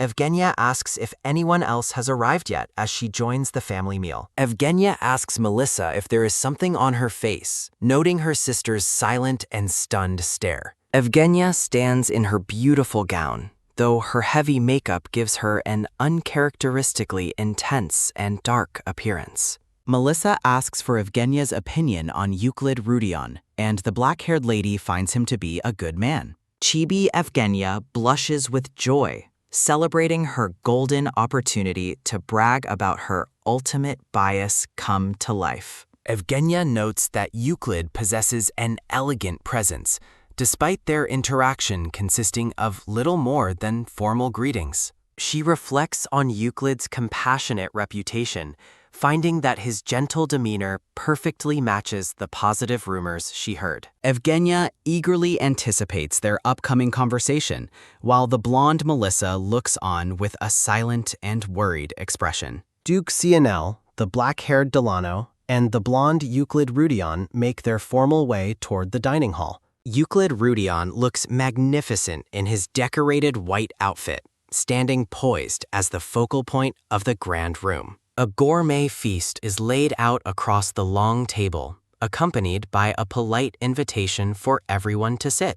Duke Sionel offers food considerations to Uklid Rudion, who responds to the elder man's kindness with humble gratitude. Admiring Uklid from across the table, the black-haired Evgenia mentally describes him as a perfect and radiant sunshine prince. Evgenia stares blankly as she realizes her makeup plan has failed, feeling the weight of the awkward situation. Lost in her admiration, she notes Uklid's golden hair and elegant figure that overflows with grace and sophistication. Evgenia concludes that the blonde duke truly looks like a man crafted by the gods with perfect care. The atmosphere shifts as their eyes meet across the dinner table, causing Evgenia to gasp in sudden surprise. Uklid Rudion looks back at her, a subtle and respectful blush appearing on his face as their gazes lock. Evgenia questions if she merely imagined the red tint on her future husband's face during their brief eye contact. Uklid shyly covers his mouth and looks away with a clear blush, feeling the intensity of the lady's gaze. Duke Sionel asks if Uklid is feeling well, prompting a hasty and polite apology from the bashful blonde duke. Noticing her untouched plate, Duke Sionel asks the black-haired Evgenia if she has lost her appetite during the meal. Evgenia realizes she forgot to eat because she was completely distracted by admiring Uklid's beauty from across the table. Duke Sionel encourages his daughter to ask the Duke any questions she might have to bridge the gap between them. Evgenia stares at the table, thinking to herself that she wants to learn absolutely everything about the mysterious Uklid. Duke Sionel playfully asks if she is shy, while the block-haired Evgenia admits she is feeling incredibly nervous. Duke Sionel inquires about Uklid's traveling party, noting that only his black-haired aide accompanied him on this trip. Uklid recalls his young nephews in the snowy north, explaining why the children could not join the long journey. He explains that since his stay in the capital will be brief, he decided it was best not to bring them. Duke Sionel expresses concern over Evgenia leaving so quickly after the wedding schedule was already moved forward so much. Sionel asks Uklid to stay a few extra days, while the black-haired Evgenia awkwardly focuses on her drink. Evgenia questions the necessity of personally greeting the emperor, noting he is not a relative of either noble house. Duke Sionel stops mid-sentence, reminding his daughter how the emperor has thought fondly of her since her early childhood. Uklid politely declines the stay, explaining that his young nephews make it difficult to remain in the capital any longer. Uklid clarifies their plans, stating they will spend the final night at the Rudion residence within the capital city. Melissa sadly wonders if the great distance will make it impossible to see her older sister often in the north. Duke Sionel attempts to reassure Melissa, but Evgenia firmly states the distant north will be her new home now. Uklid looks noticeably surprised and intrigued by Evgenia's determination to settle and adopt in his far-off northern lands. Evgenia resolves to prove she isn't the cold person he likely expects, hoping to slowly win his genuine trust. As Uklid prepares to take his leave, a chibi version of Evgenia lets out an internal scream of excitement. Duke Sionel laughs heartily, calling Uklid his son-in-law and wishing him a safe return trip to the temple tomorrow. Evgenia begs her father to maintain his dignity while he continues to gush over having such a fine son-in-law. Uklid Rudion looks back one last time with a noticeable blush, his expression filled with deep and unspoken thoughts. Inside the dark magic carriage, the black-haired Delano welcomes Uklid back as they begin their journey for the night. Delano asks how the formal dinner went, and Uklid replies that it went well enough for a first meeting. In their chibi forms, the two men discuss the different lifestyle of the capital as the carriage rolls forward. Delano asks for Uklid's honest thoughts on the lady, who describes her first impression as being quite striking. Delano looks puzzled as Uklid falls into a deep and silent contemplation about his encounter with the mysterious lady. Delano admits that the lady's appearance was so shocking that his heart almost stopped the moment he saw her. To Delano's surprise, Uklid looks pensive and sincerely remarks that he found Evgenia to be truly and remarkably beautiful. Chibi Delano lets out a shocked and loud shout, completely baffled by Uklid's unexpectedly positive assessment of her look. Uklid blushes while his black-haired aide, Delano, expresses shock that his master prefers a woman with an intimidating aura.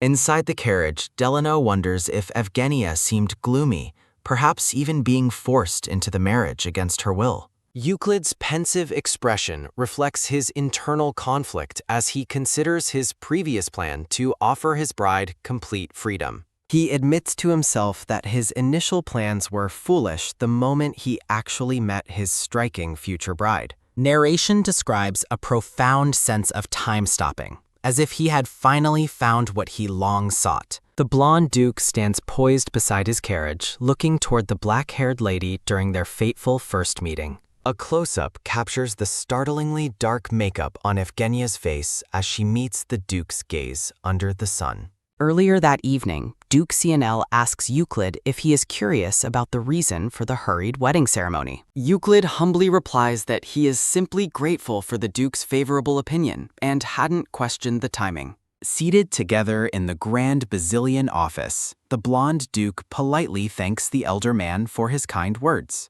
Duke Sional confesses his lack of understanding regarding Evgenia's thoughts while mentioning the persistent rumors about her dark character. CNL mentions that his niece was granted their noble name by the imperial family, which Uklid acknowledges having heard. The Duke explains that when an imperial marriage proposal arrived, he naturally assumed it was intended for his daughter, Evgenia. Sional questions whether the proposal was actually meant for his niece instead, creating a moment of deep uncertainty. Uklid clenches his fist tightly during the sobering conversation, processing the unexpected complexity behind the marriage proposal.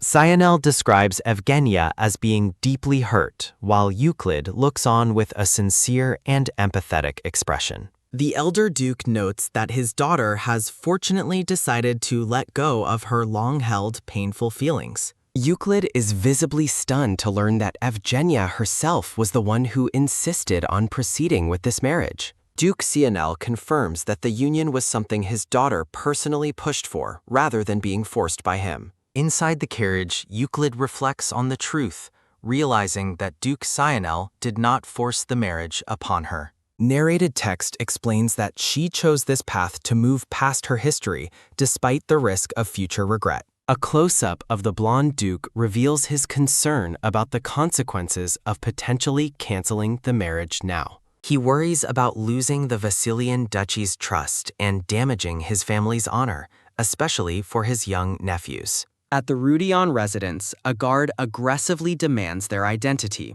asserting the property is under imperial management. The black-haired aide is angered by the guard's insolence, but Uklid decides to step out and handle it himself. Stepping from the carriage, the blonde duke is informed that House Rudion's residence is currently imperial-managed property. Uklid walks forward with an imposing and serious presence, immediately silencing the guards with his silent authority. The guard is completely speechless and paralyzed with shock upon realizing he is addressing the duke himself. Uklid coldly states his exhaustion and commands the guard to open the gate so he can finally rest. The guard stammers an apology as the heavy iron gates creak open to allow the carriage and party inside. Historical text describes the residence as a 5-century-old gift from the emperor that has largely remained empty and unused. Despite declining family fortunes, the imperial family maintained the property, making it effectively an extension of the throne. Inside the foyer, an attendant named Philip bows deeply to welcome the blonde duke back home. Looking weary, the blonde duke requests that Philip guide him to his bedroom for the night without delay. Footsteps echo as Philip leads the blonde duke up the grand staircase while discussing his travels in the carriage. Uklid declines a meal, stating he would rather wash and go straight to sleep immediately after his long journey. Wrapped in a white robe, Uklid dries his hair with a towel until a soft knock sounds at the door. A brown-haired attendant enters the opulent bedroom, bowing to offer his services to the blonde duke. The young servant stands in rigid shock, his mouth open as he takes in the duke's impressive appearance. Introducing himself as Rick, the servant receives a polite greeting and thanks from the duke for the bath. Uklid dismisses the young man, who enthusiastically promises to be available whenever the duke might need anything. Once alone, Uklid sits on the edge of the bed as the door clicks shut behind the departing servant. He reflects on the persistent sense of unease he has felt from the moment he arrived at the residence. Kneeling on the patterned carpet, Uklid searches near the bed to confirm his suspicions about the empty-feeling house. He discovers a hidden purple magic device, comparing the Imperial-managed residence to a sophisticated birdcage for monitoring him. Panels reveal surveillance devices planted throughout the room and balcony, confirming that his every movement is being tracked. Clutching the magic device, Uklid stares ahead with a somber expression as a chill runs down his spine. Historical records show the Helios Empire was founded by two houses, the wealthy House Brazilian and magical House Rudian. While Basilian controlled wealth, the first Rudian head served as the emperor's primary mage, wielding great magical power. An illustration depicts the first emperor slaying a dragon, a feat that secured the founding families their noble titles. House Rudian abandoned the capital's comforts, choosing to settle within the unforgiving and frozen lands of the north. In happier times, the young blonde Uklid thrived under the protection of his caring father and wise older brother. The peaceful days ended abruptly as a heavy hand rested on a table, marking the tragic passing of his father. Standing by the window, Uklid's blonde brother confesses he can no longer hold on, leaving a heavy burden behind. Uklid looks on with a shattered expression, haunted by his brother's final, apologizing words of despair. Following his brother's death, the blonde Uklid stands alone by a coffin, inheriting both a title and fatherless children. Grief consumes Uklid as he struggles to erase the memory of those haunting final words from his mind. Driven by suspicion, Uklid desperately scours the grand residence in search of the truth hidden within its walls. Kneeling on the wooden floor, he discovers hidden eavesdropping devices and magic tools planted to monitor his every move. Trust becomes impossible for Uklid, who watches every servant's gesture through a lens of constant fear and tension. The overwhelming pressure causes Uklid to collapse, a violent shake rattling his frame as he succumbs to the stress. Gasping for air and coughing up blood, the blonde man wonders if death would finally bring him much-needed peace. Despair takes hold as Uklid leans against a table, feeling powerless to even protect his own failing, ailing body. A close-up of Uklid's eye reflects his deep-seated worry for the uncertain future of his brother's helpless children. As a dark-haired woman peeks through the door, Uklid realizes his death would mean his nephew's certain demise. Wiping blood from his mouth, Uklid resolves to stay alive, knowing the children cannot survive without him. Dropping a blood-soaked cloth, Uklid decides he must continue feigning weakness to protect what remains of his family. A dark smirk plays on Uklid's bloodied lips, marking the moment he chooses to hide his true strength. Lying in bed, Uklid reflects on how he cast aside all questions to focus purely on the struggle for survival. Uklid acknowledges that for his survival and the house's future, this upcoming marriage is a non-negotiable necessity. Standing by a carriage, Uklid views his union with the dark-haired lady as the only way a powerless man can help his family. The scene shifts to the magnificent Vasilian estate, standing tall and ornate under the bright morning sun. A blonde maid assists the black-haired Yevgenia as she prepares for the ceremony, her wedding veil catching the light. Dressed in his formal white and gold wedding attire, the blonde Uklid looks stoic and prepared for his duty. Under her sheer veil, the black-haired Evgenia looks ahead with violet eyes filled with silent, focused resolve. Sunlight bathes the grand architecture of the manor on the wedding day, though the atmosphere remains heavy with anticipation.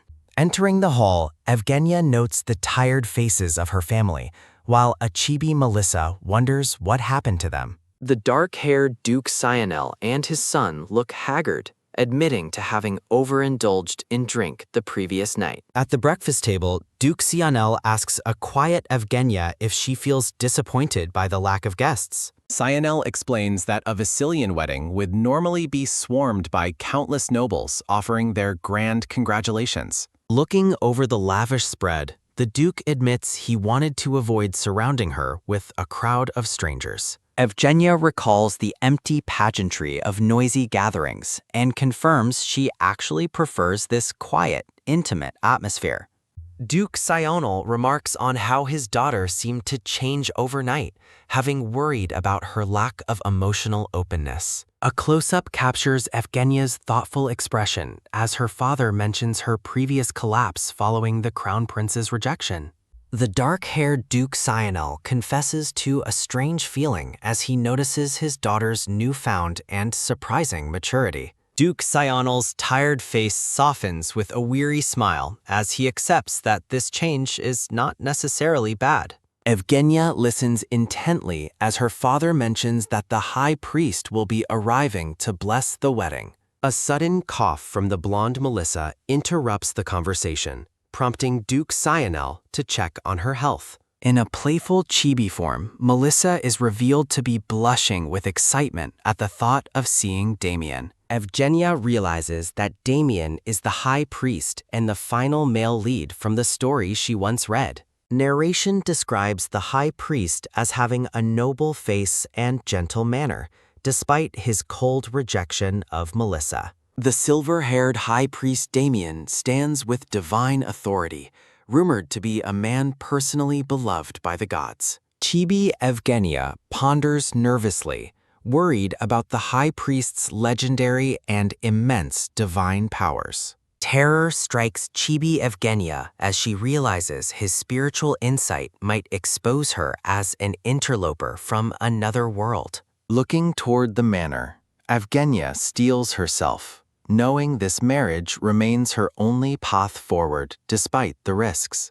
Uklid stands alone in his wedding finery, his hand clutching his chest as he prepares to meet his bride. Reaching the grand white doors, the blonde duke politely requests permission to enter the lady's private chambers. Uklid waits patiently as a soft knock sounds against the ornate door, signaling his arrival for the ceremony. Standing before the entrance, Uklid maintains a serious and determined gaze as he prepares to face his future wife.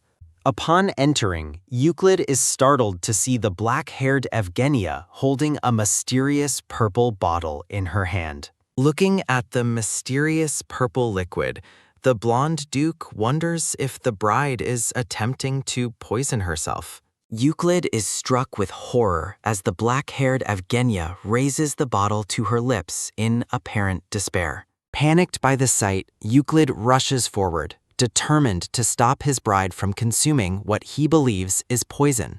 He strikes the bottle from her hands with a frantic sweep, sending the glass spinning through the air. Gasping for breath, the blonde duke demands to know what on earth she was thinking by acting so recklessly. Uklid's voice trembles with intensity as he assumes she is driven to extreme measures by her unhappy marriage. He begs her to stop, having secretly hoped she wouldn't take this political union with such tragic seriousness. Tension fills the room as Uklid turns away in distress, while the black-haired Evgenia watches him with stunned confusion. Though he never wanted to replace the crown prince, seeing her desperation makes the blonde duke feel deeply responsible. Uklid reaches out to take her hands, urgently stating that he will go and call the wedding off immediately. As he moves to cancel the ceremony, the black-haired lady stops him, calmly explaining there has been a misunderstanding. Surrounded by a floral aura,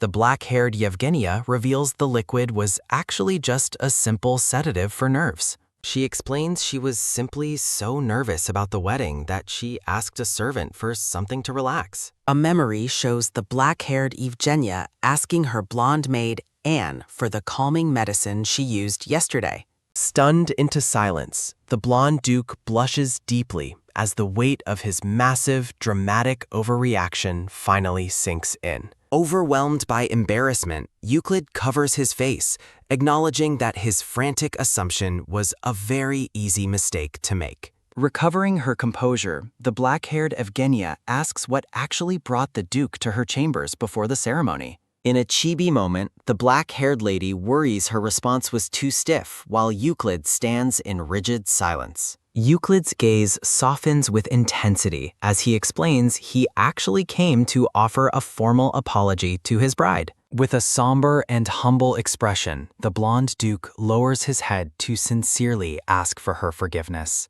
He confesses to feeling guilty, believing a man as lacking as himself is unworthy of being her husband. Uklid promises not to blame her if she hates him, while Chibi Evgenia thinks his self-deprecation is absolutely ridiculous. A maid enters the room, announcing that the ceremony is starting, and they must hurry to the grand hall. The blonde maid bows deeply as the duke prepares to lead his bride toward their official union at last. Frustration colors Chibi Evgenia's face as she realizes she missed her perfect chance to object to his humble words. Looking at her white rose bouquet, the lady laments the messy start to a wedding that hasn't even begun.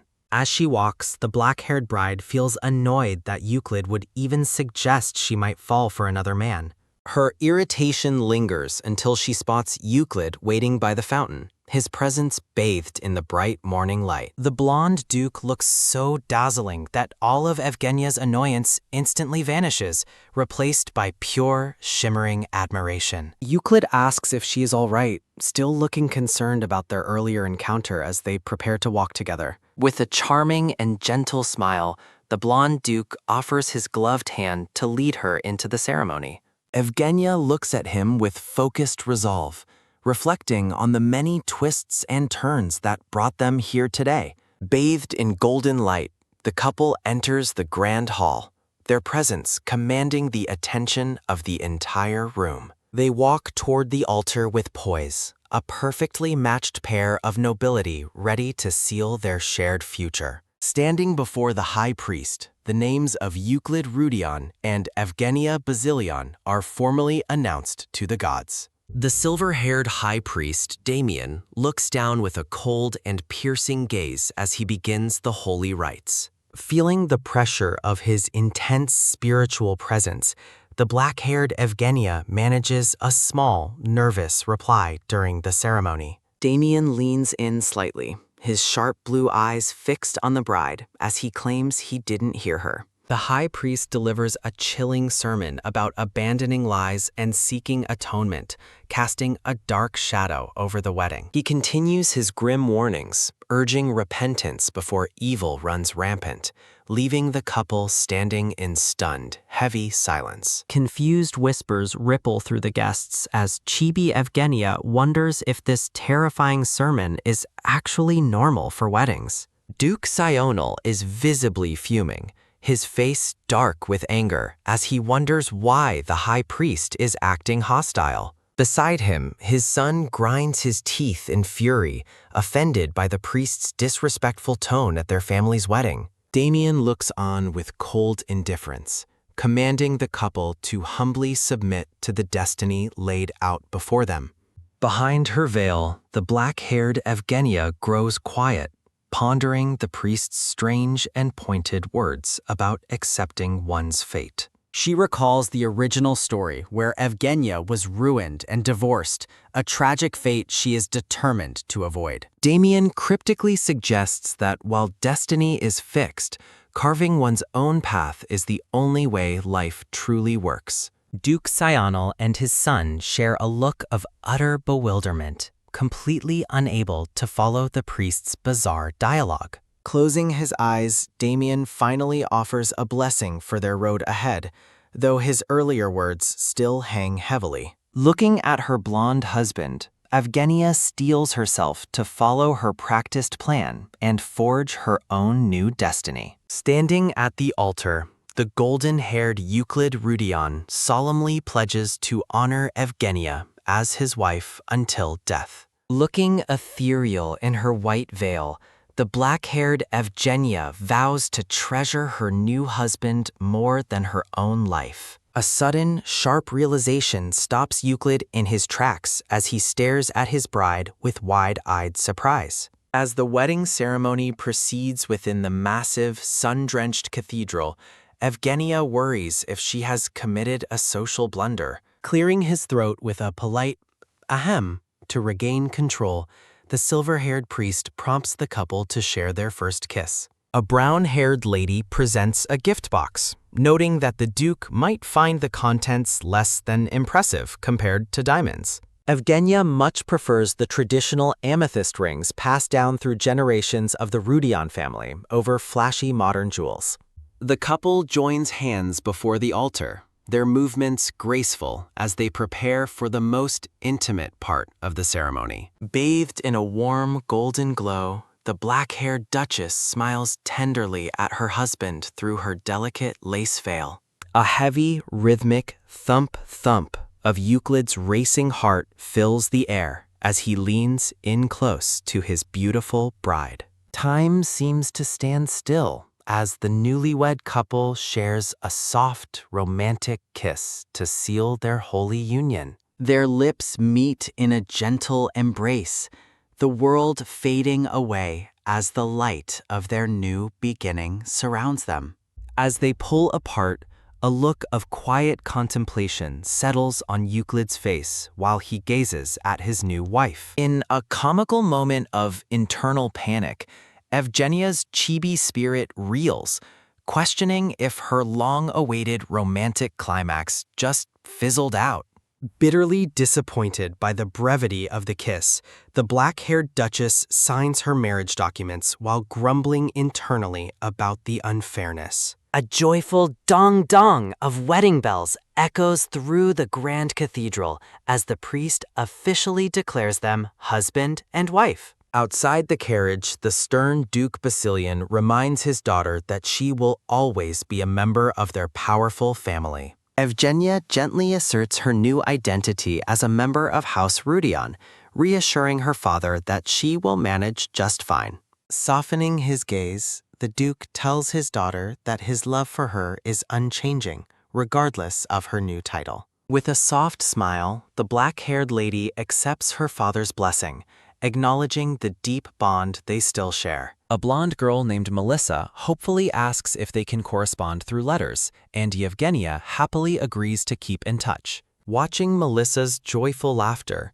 Evgenia grows concerned that the girl's future may be difficult given the unusual nature of the male leads. The Duke and Sionel approach the Duchess, signaling that it is finally time for her to depart for her new home. The wedding party gathers in the bright courtyard, prepared to say their final goodbyes as several carriages wait in line. CNL offers a parting word of support, while a chibi Uklid promises to remember the family's offer of assistance. As her dress ruffles with a soft swoosh sound, Evgenia notes with concern that her deep discomfort around CNL is only intensifying. A sudden chuck step halts the Duchess as Sionel calls out to her, his expression unreadable as he interrupts her departure. Pausing mid-step, the black-haired lady wonders if her brother has been harboring some unspoken final message for her this entire time. Sionel points out that her specific carriage has yet to arrive, leaving Evgenia momentarily confused about the delay. The group stands together in the courtyard, the air thick with anticipation as they wait for the final arrival. The brown-haired man explains that they have purchased a brand new carriage for her, incorporating some of her cherished personal belongings. Stunned by the gesture, Evgenia questions if this extravagant gift is truly a sincere wedding present from her brother, Sionel. When the Duchess asks where her ride is, Sionel simply gestures toward the approaching sound of rumbling wheels. The siblings exchange a silent, tense look as the mystery of the new carriage prepares to reveal itself to them both. A loud clatter signals the arrival of a magnificent, gilded coach that rolls into the courtyard with surprising speed and grandeur. A mysterious man with messy, multicolored hair begins to disembark, his presence immediately commanding the attention of everyone present. The eccentric newcomer adjusts his glasses, confidently stating that he has arrived exactly as promised for the special occasion. Identified as the legendary Tower Lord, the man offers a smirk while noting his arrival might be considered slightly fashionably late. Evgenia is left speechless as the Tower Lord himself presents a bizarre, futuristic-looking carriage that defies all traditional design standards. Surprised by the high-profile guest, Sionel admits he never expected a figure as powerful as the Tower Lord to attend. The Tower Lord explains that he came personally to witness the reaction to his newest, most ambitious mechanical model for their VIP client.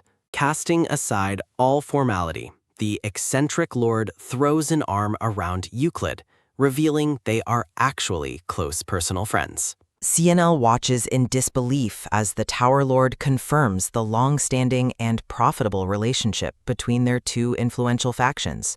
When asked about a wedding gift, a sharp snap of annoyance sounds as the Tower Lord bluntly rejects the idea.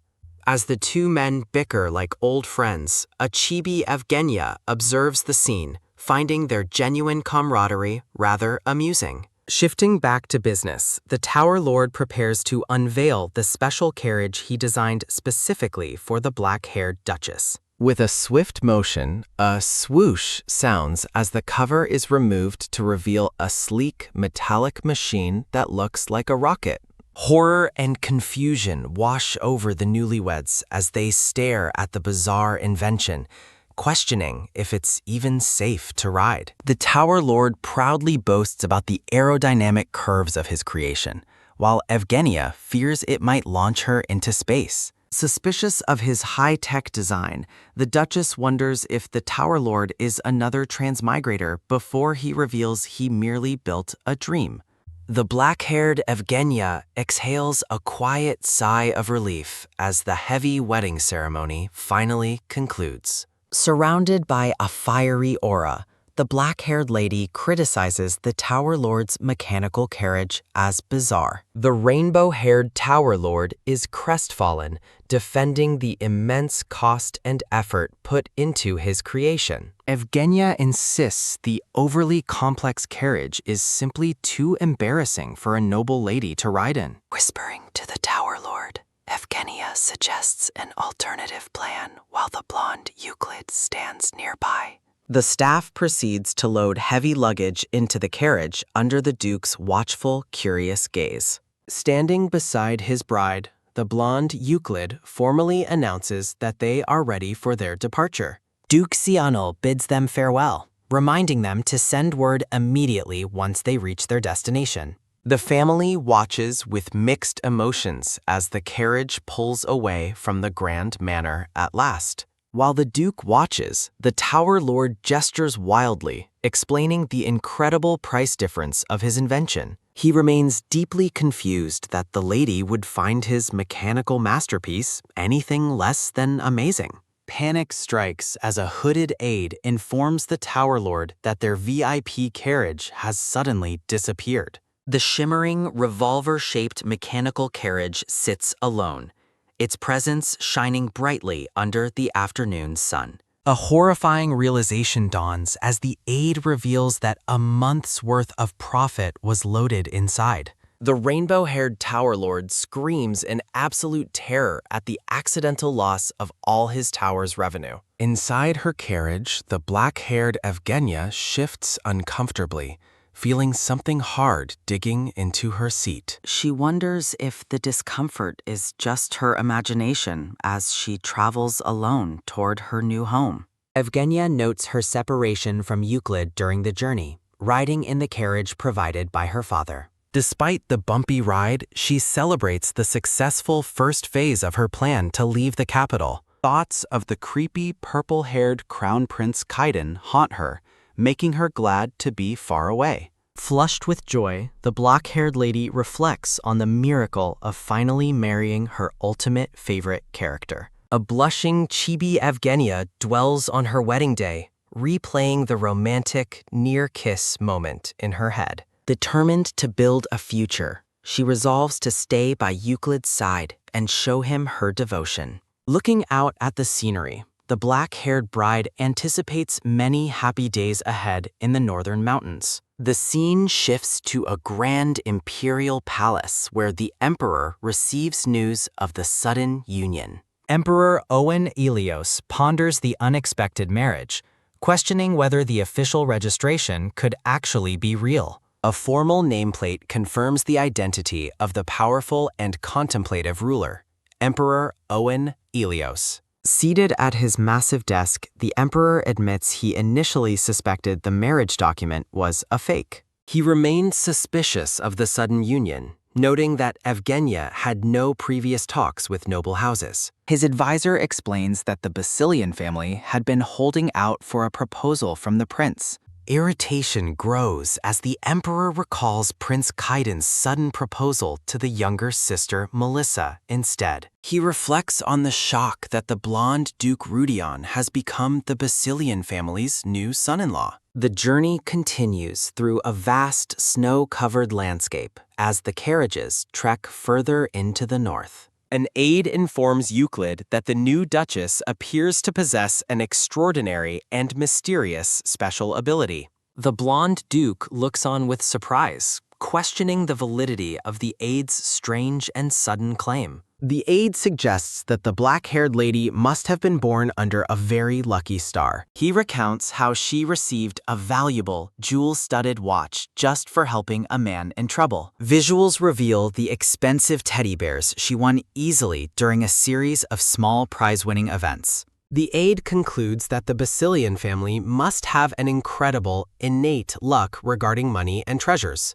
Uklid dwells on her shocking wedding vow to protect him with her very life and dying breath. A vision of her under the veil reminds him of the deep, moving sincerity in her eyes. He realizes she is truly serious about their marriage, moving far beyond her past obsession with another. A gentle, touched smile reaches Uklid's face as he begins to appreciate his wife's surprising and dedication. The carriages brave the heavy, falling snow as they finally cross deep into the northern mountain pass. Surrounded by prizes and gifts, Evgenia hopes her treasures remain undamaged during the long, bumpy ride. A cheerful maid peeks through the carriage curtains to announce their arrival at the Grand Ducal Estate. The massive, ornate white castle of House Rudion looms majestically against the backdrop of snowy mountain peaks.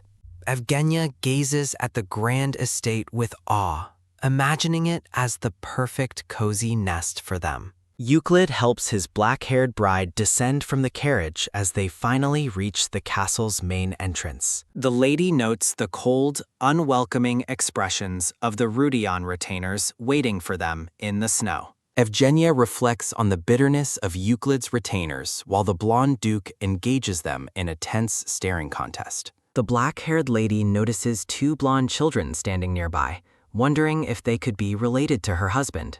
Looking closely at the nervous pair, Evgenia confirms that these are actually Uklid's young niece and nephew. A scenic view of the grand white Rudion castle is accompanied by a warm welcome for the returning lord. Surprised by the large gathering, the blonde Duke Uklid apologizes to his staff for the sudden and unannounced arrival. With a radiant and charming smile, Uklid thanks the assembled retainers for taking the time to celebrate his marriage. Turning toward his bride, the blonde duke asks a blushing Evgenia if the large crowd startled her. Evgenia's heart flutters as she realizes that Lady of the House is now her official title at the estate. Uklid formally introduces Marianne and Dior, calling the blonde children forward to greet their new aunt for the first time. Sensing their fear, the black-haired lady resolves to approach the hesitant children with extreme care and kindness.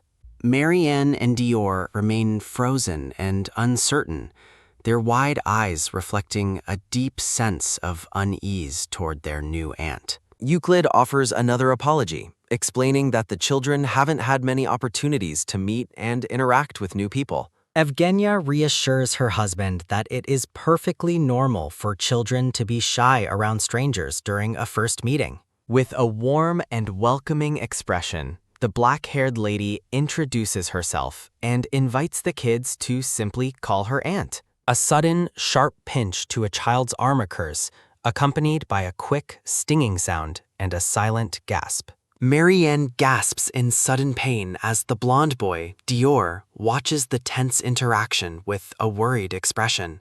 Dior shouts in defiance, rejecting the lady's kindness and labeling his new aunt a terrifying witch instead. A heavy, shocked silence falls over the group as everyone reels from the child's sudden and disrespectful outburst.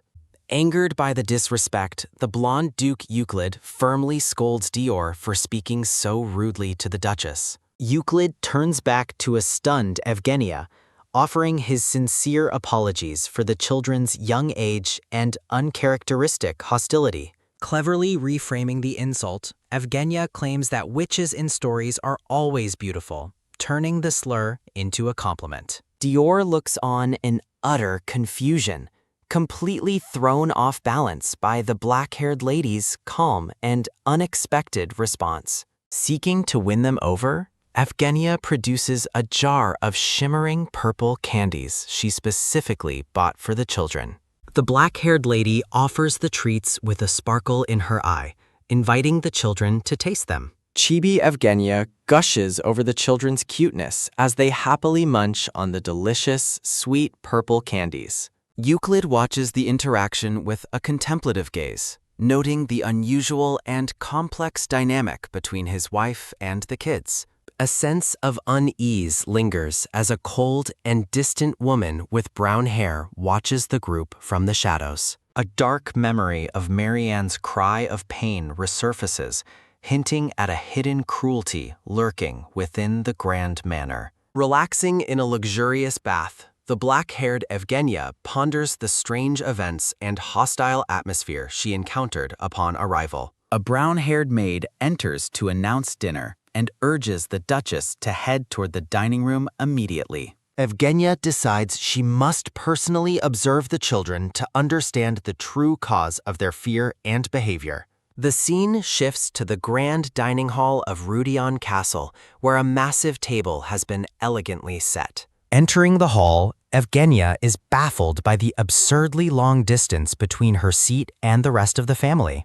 A maid explains the arrangement was meant to avoid awkwardness, but the distance only makes Evgenia feel more isolated. The black-haired Duchess realizes that from this extreme distance, she can barely even see her husband's face. Nearby retainers whisper in confusion, wondering if the Duke actually intended for his new family to remain so distant. Uklid's handsome presence makes Evgenia swoon as he politely invites her to take her place at the table. To her utter horror, Evgenia realizes she has been placed at the prestigious head of the table, feeling immense pressure. The black-haired lady notices another woman watching her with an intensely sharp and unpleasant gaze during the meal. Evgenia reflects on the cold, suspicious stares this mysterious woman has been directing at her since she arrived. She notes that the children seem oddly wary and hyper-conscious of the stern woman standing behind them. With a focused and suspicious look,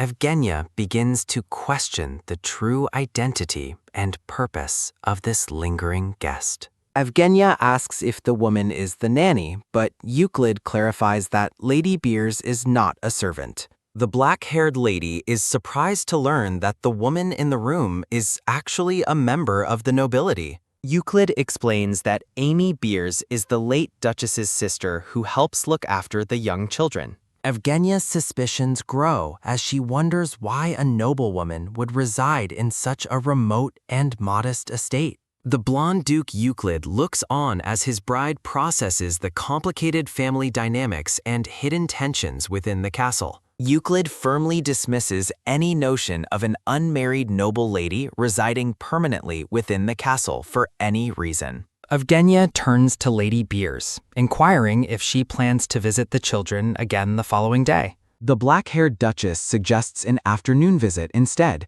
planning to tour her new home during the morning hours. Lady Beers dismisses the servants for the day, her stern expression casting a heavy shadow over the room. The brown-haired noblewoman bows respectfully, though her mind is clearly racing with unspoken concerns and hidden agendas. A sudden, sharp realization strikes Lady Beers as she reflects on the unsettling changes occurring within the Grand Manor. Glancing suspiciously to the side, the woman remains alert and watchful of any further developments in the castle. The young blonde boy, Dior, stares in wide-eyed shock as he processes a surprising and deeply troubling revelation. Dior recalls Amy's warnings about Amy being a villain, strengthening his resolve to protect Uklid from her. Uklid asks if Dior was frightened in his absence, and the boy admits to being just a little scared. After apologizing for being away, Uklid listens as Dior prepares to ask him for a special, heartfelt wish. With a warm and gentle smile, the blonde duke asks Dior what it is he desires most from him. Marianne begins to speak, her tone shifting toward a bold and unexpected question that catches everyone off guard. Standing before the group, the blonde girl bluntly asks if the new couple will be sharing a bed tonight. A stunned silence falls over the table as Uklid and Dior reel from the young girl's shocking inquiry. A flustered Uklid tries to laugh off the awkward moment, explaining that Marianne simply enjoys teasing those around her. The black-haired lady, Evgenia, remains silent and thoughtful as she observes the complex and strange family dynamic. A focus on the intricate lace of her gown reflects the high status and pressure she now carries. Shifting back to earlier in the day, the grand and opulent interior of the castle leaves someone breathless.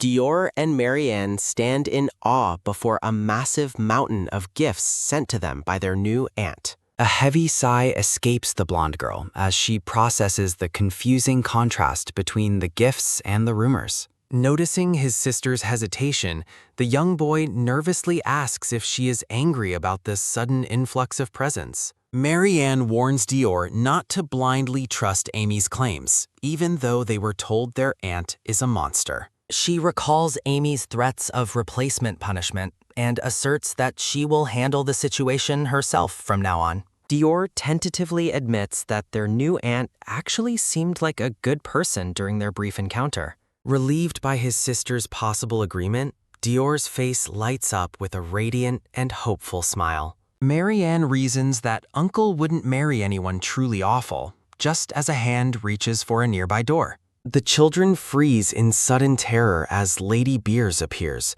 her presence immediately chilling the warmth of the room. Stalking through the hallway, Amy Beers fumes over how much Evgenia differs from the malicious rumors she heard. She turns sharply to confront the children, her intense and demanding expression forcing them to shrink back in fear. Lady Beers interrogates the kids, mocking Marianne for suggesting that the new Duchess might actually be a kind person. She scoffs at the idea that candies could change anything, insisting that everyone knows how nasty Evgenia truly is. Lady Beers claims Uklid is being sold off and cruelly asks the children if they feel any sadness for him. A cold, calculating look in her eye reveals Lady Beer's true intent to manipulate the children's trust and fear. Leaning in with a sinister grin, she asks if they truly want to protect their uncle from the Duchess. Back at dinner, Uklid continues to apologize for Marianne's teasing, hoping his bride hasn't been too deeply offended. Evgenia offers a gentle and reassuring smile, signaling her understanding and patience with the children's unpredictable behavior. A maid announces that the Grace Room is being prepared for use for the first time in many years. Marianne innocently asks if the Duke and Duchess will be sleeping there together, sparking another wave of awkwardness. Uklid blushes as he confirms the arrangement, while Marianne playfully wishes them a wonderful first night as a couple. Confused by the unfamiliar name, Evgenia asks her husband to explain what the Grace Room actually represents. Uklid clarifies that it is the traditional bedchamber for the ruling couple, leaving Evgenia to process their northern customs. The black-haired Duchess realizes with a start that they are required to spend their wedding night together tonight. Noticing her shocked reaction, a blushing Uklid worries if his explanation was too blunt or forward for her. Evgenia focuses intently on her meal, desperately hoping Uklid doesn't find her curiosity or her sudden hesitation strange. Her face flushes a deep red as she realizes the heavy gravity and expectations of the upcoming evening. Later, in her private quarters, a brown-haired maid offers to help the Duchess prepare for the special night ahead. Evgenia insists she is simply going there to sleep, even as the maid presents several elegant and revealing nightgowns. Chibi Evgenia rages about the pressure of a first night when they haven't even shared a real kiss yet. Alone with her thoughts, she resolves to discuss a serious and important matter with Uklid once they are private. A sudden knock at the door signifies that the time has finally come to head toward the Grace Room. Dressed in a long white nightgown, Evgenia follows the maid through the silent, dimly lit corridors of the castle. The maid leads her to a set of massive, ornate doors and formally announces their arrival at the Grace Room. Walking toward the bedroom, Evgenia tries to reassure herself that nothing significant will happen between them tonight.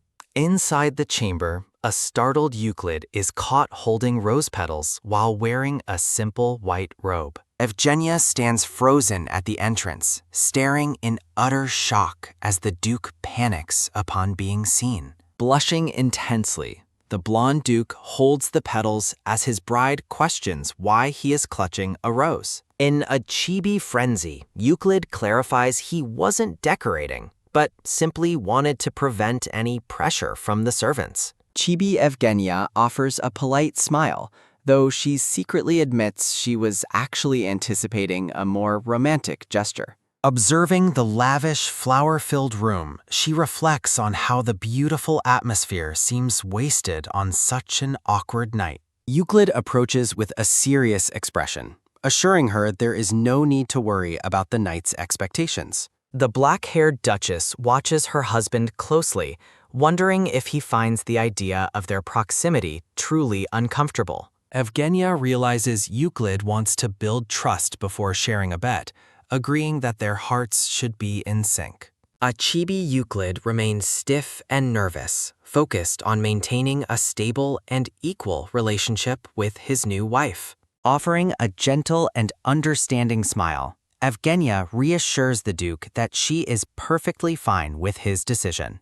Uklid invites her to sit beside him, indicating he has a serious matter he wishes to discuss in private. A sudden, clumsy trip causes her to lose her footing with a sharp whoops as she moves toward him. Uklid cries out in alarm, lunging forward to catch his bride before she falls to the floor. The blonde Duke catches her in a protective embrace, their proximity creating a sudden and intense romantic tension. They stare into each other's eyes from a breathtakingly close distance, both blushing as their hearts begin to race. Uklid's gaze softens with embarrassment, his face flushing a deep red as he holds her in his arms. Caught off guard by the intimate moment, Evgenia's purple eyes widen as she processes the heat of his touch. The couple lingers in their shared embrace, the room filled with a soft, glowing energy as time seems to stop. Quickly pulling away, a flustered Uklid stammers out an apology for the sudden and unintentional physical contact. Sitting together on the bed, they both struggle with the heavy silence, desperate to move past the awkwardness. Evgenia gathers her courage and bluntly asks if there is already someone else the Duke cares for in his heart. Shocked by the question, Uklid listens as she clarifies that her inquiry comes from curiosity rather than a desire to blame. She explains her concerns about a forced marriage while expressing her own intent to be completely devoted to their union. Noticing his hesitation, Evgenia's suspicion grows as she silently wonders if there truly is a hidden love in his past. A chibi Evgenia sharply questions if Lady Beers is the mystery woman, but Uklid vehemently denies the absurd suggestion. With a solemn and sincere gaze, the Duke confirms he has never once held a romantic partner in his heart. Evgenia looks at him with a blush, asking if he is promising to never love anyone but his wife. A warm light bathes the couple as they share an intimate conversation, beginning to bridge the distance between them. Deeply moved by his words, the black-haired lady stares at her husband with a look of growing affection. Finding him completely enchanting, she impulsively begins to lower her gown as a flustered Uklid asks what she is doing. Their hands brush against the bed sheets, a soft gasp sounding as Uklid flinches at the sudden touch. Evgenia gazes at him with a seductive and confident expression, her long hair cascading over her shoulders. In a humorous chibi scene, she lies stiffly under the covers, lamenting the fact that absolutely nothing actually happened. The new couple lies awake in the grand bed, staring up at the ceiling in a state of mutual awkwardness. She reflects on how she tried to seduce him in a moment of passion, only to be met with hesitation. Uklid's promise to never touch her regardless of the situation leaves Evgenia feeling confused and slightly rejected. Sitting up in the dim light, she watches her husband sleep, trying to reconcile her feelings with his distance. She leans in close to admire his handsome features, marveling at the beauty of his face while he slumbers. A sudden movement catches her attention, and she gasps as she realizes the blonde Duke is finally waking up. Panicking, Evgenia quickly dives back into a fake sleep, hoping he didn't catch her staring at him. She squeezes her eyes shut and remains perfectly still as Uklid begins to stir beside her in the bed. Uklid sits up and gazes at his supposedly sleeping bride with a thoughtful and gentle expression. Still feigning sleep, Evgenia waits with bated breath, wondering what her husband is thinking in this quiet morning moment. A slight blush creeps across the Duke's face as he continues to watch his wife with a tender gaze. Finally waking up, she rubs her eyes and looks toward him, pretending she just opened them for the first time. Uklid kindly suggests she rest longer, but she insists on getting up to begin her planned tour of the castle. When she asks if he will be her guide, he regretfully declines, citing a massive pile of work to finish. Evgenia looks at him in stunned disbelief, her mouth hanging open as she processes his unexpected refusal to join her.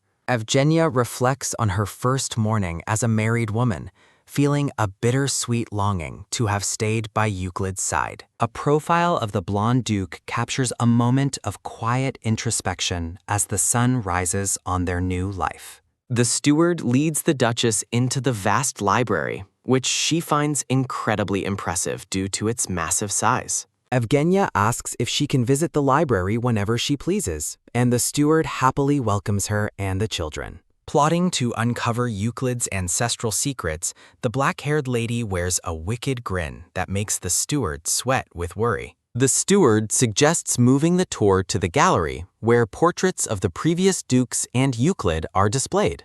Evgenia suddenly pauses, her attention captured by the mention of the gallery as she stares blankly at the older man. Imagining a young, adorable version of Euclid, a chibi Evgenia squeals with delight while the blonde boy stands by.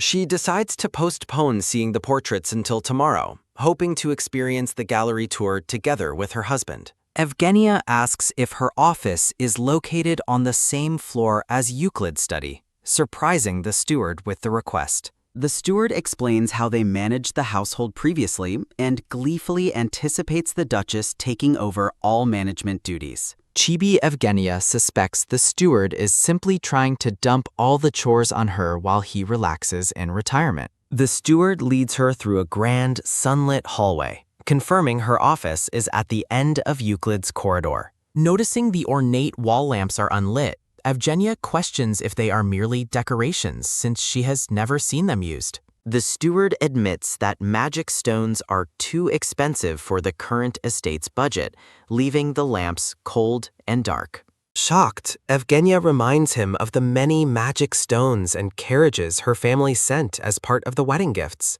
The steward explains that while they are grateful, they do not consider personal gifts as part of the operating budget. Evgenia asks about the status of the estate's debt, but the steward confesses he has no idea when it will be paid. Recalling the original novel's plot, Evgenia realizes something is wrong because the Rudion family's debts should have been settled. She commands the steward to bring her the ledgers for newly added assets and all records of their remaining debt immediately. Back in his study, a startled Euclid looks up from his work as he is interrupted by a sudden arrival. His advisor, a brown-haired man named Delano, expresses deep concern, noting that the Duke looks exhausted this morning. Delano awkwardly asks if he failed to get enough sleep, causing both men to feel a wave of sudden embarrassment. Euclid sits at his massive desk while Delano frantically tries to explain that his concern was purely professional, not suggestive. The blonde Duke offers a gentle smile, reassuring his advisor that the Duchess has not caused him any trouble at all. A vision of Evgenia sleeping peacefully reminds Euclid of the quiet, intimate night they shared together in the Grace Room. Euclid blushes a deep red while touching his chin, his tender expression betraying his growing affection for his new bride. He bashfully admits that the night was actually a bit difficult, though he keeps the specific details to himself. The blonde Duke stares ahead with a serious, pensive look, his mind clearly occupied by thoughts of the Duchess. Delano is visibly shaken by the Duke's reaction, dropping his paperwork in shock as he processes his master's strange behavior. Chibi Delano fumes with rage, vowing to lodge a formal complaint against the Duchess for supposedly mistreating the Duke. The steward suddenly bursts into the room with a loud "Gah!" as he startles Delano and interrupts their conversation. Arms raised in triumph, the steward joyfully announces that a great benefactor has finally arrived to save House Rudion. Euclid asks if Delano is okay, while the advisor gazes in horror at the steward's sudden and messy nosebleed. Ignoring his injury, the steward explains that the Duchess has requested a complete list of every ledger in the house. The steward rushes toward Euclid's desk, proclaiming that their new lady is the true hope of the Rudion family. Delano looks skeptical as he stares at the Duchess's portrait, wondering why the steward's opinion has changed so drastically. Crying with relief, the steward reveals that Evgenia intends to use her entire dowry to pay off the family's debts. Euclid is stunned by the revelation, noting that the dowry is her personal property, and she shouldn't sacrifice it. The steward admits he told her the truth about their financial collapse, including how close they are to total ruin. Delano asks what the Duchess said in response, while Euclid remains silent and pained by the news of her sacrifice. The steward recalls how she let out a small, confident laugh before asserting her authority over the entire household. Delano feels an overwhelming pressure as the steward describes the Duchess's intense and regal presence during their confrontation. The steward continues to weep, explaining that she vowed to clear every coin of debt and demanded their absolute trust. Delano trembles with fear, wondering if she is a loan shark in disguise who will demand higher interest later. An older maid named Adelia appears, sharply scolding the advisor for his outrageous and disrespectful comments about the Duchess. Adelia approaches the men, moved to tears by the fact that the Duchess already cares so much for the house. Chibi Adelia rages at the advisor for his lack of gratitude, while a terrified Delano cringes under her fierce scolding. Uklid focuses intently on the bookshelves, determined to help gather the ledgers his wife requested to save their home. The blonde duke looks distressed and thoughtful, processing the weight of the help his new bride is so freely offering. A muffled sound of cough, cough, echoes from behind a large, beautifully carved wooden door. Evgenia steps into the room, coughing as she waves her hand to clear the thick, stagnant air. Surveying her dusty new office, she realizes Uklid skipped this room during the tour to hide the filth. While waiting for the steward, she spots Delano running toward her through the grand, sunlit corridor. Evgenia waits patiently in the center of the neglected room as a voice gives her permission to enter. Uklid, Delano, and the steward arrive, with the blonde duke appearing surprised to see her in the office. The steward apologizes in a frantic chibi panic, regretting that he didn't have the office cleaned beforehand. Uklid admits the staff shortage made cleaning difficult, but Evgenia graciously notes it's natural since the house lacked leadership. Moved by her understanding and poise, Uklid blushes deeply as he stares at his incredible new wife. Taking charge, Evgenia proposes a thorough quarterly scrubbing of the entire castle to maintain the estate properly. The steward and Adelia sniffle with emotional relief, touched by the Duchess's immediate dedication to their home. Uklid questions if she truly intends to use her dowry for debt, and she confirms it without hesitation. The blonde duke looks down with a pained expression, clearly struggling to accept such a massive personal sacrifice. Uklid asks why she would do such a thing, startling both the steward and Delano with his hesitation. When Uklid wonders if her reputation is at stake, Evgenia counters his concerns with her own firm logic. Evgenia asks if he fears for the family's standing, but a conflicted Uklid admits that isn't the issue. Looking at their feet, Uklid confesses his true worry.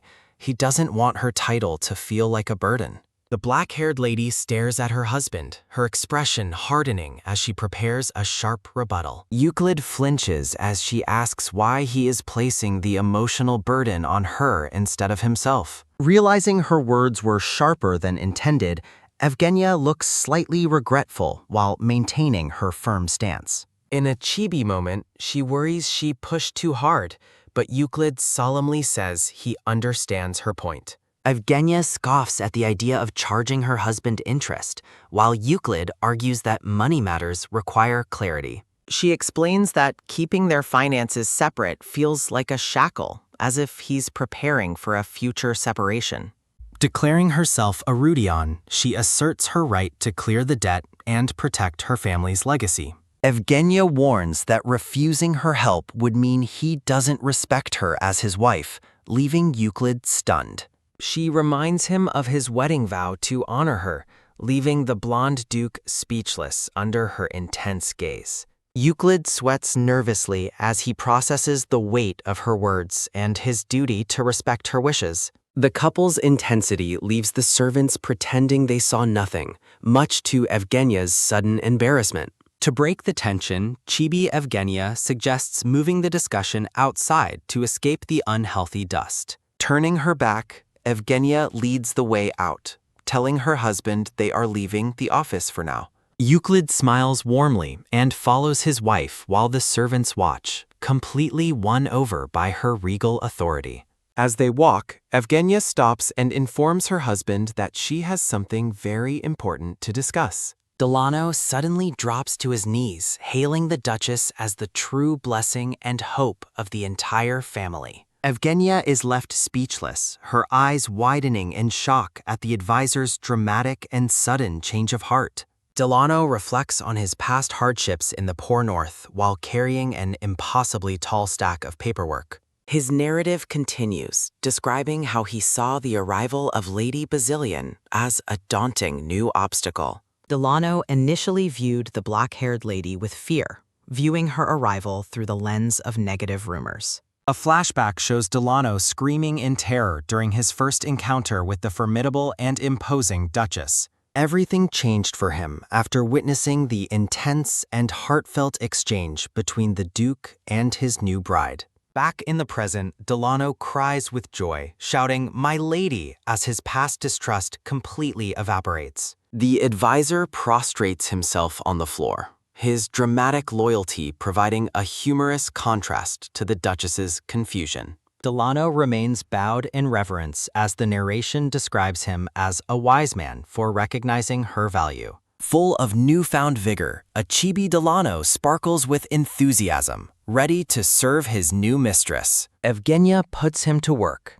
and Delano salutes her with a loud, eager cry of, "Yes, ma'am." Sitting at her desk, Evgenia marvels at how her efficiency reduced a mountain of documents to a single page. She instructs Delano on the new financial reporting format, aiming to revolutionize the management of the duchy. Evgenia hands over more tasks to her new assistant, who listens with wide eyes and absolute devotion. Gazing out the window, the Duchess contemplates her long-term plan to develop the estate and restore its former glory. She focuses on her work as Delano diligently confirms his readiness to assist with her every command. Delano eagerly checks if she is listening before loudly reaffirming his total commitment to her service. Evgenia's eyes narrow as she identifies silver linings amidst the disastrous financial wreckage of House Rudion.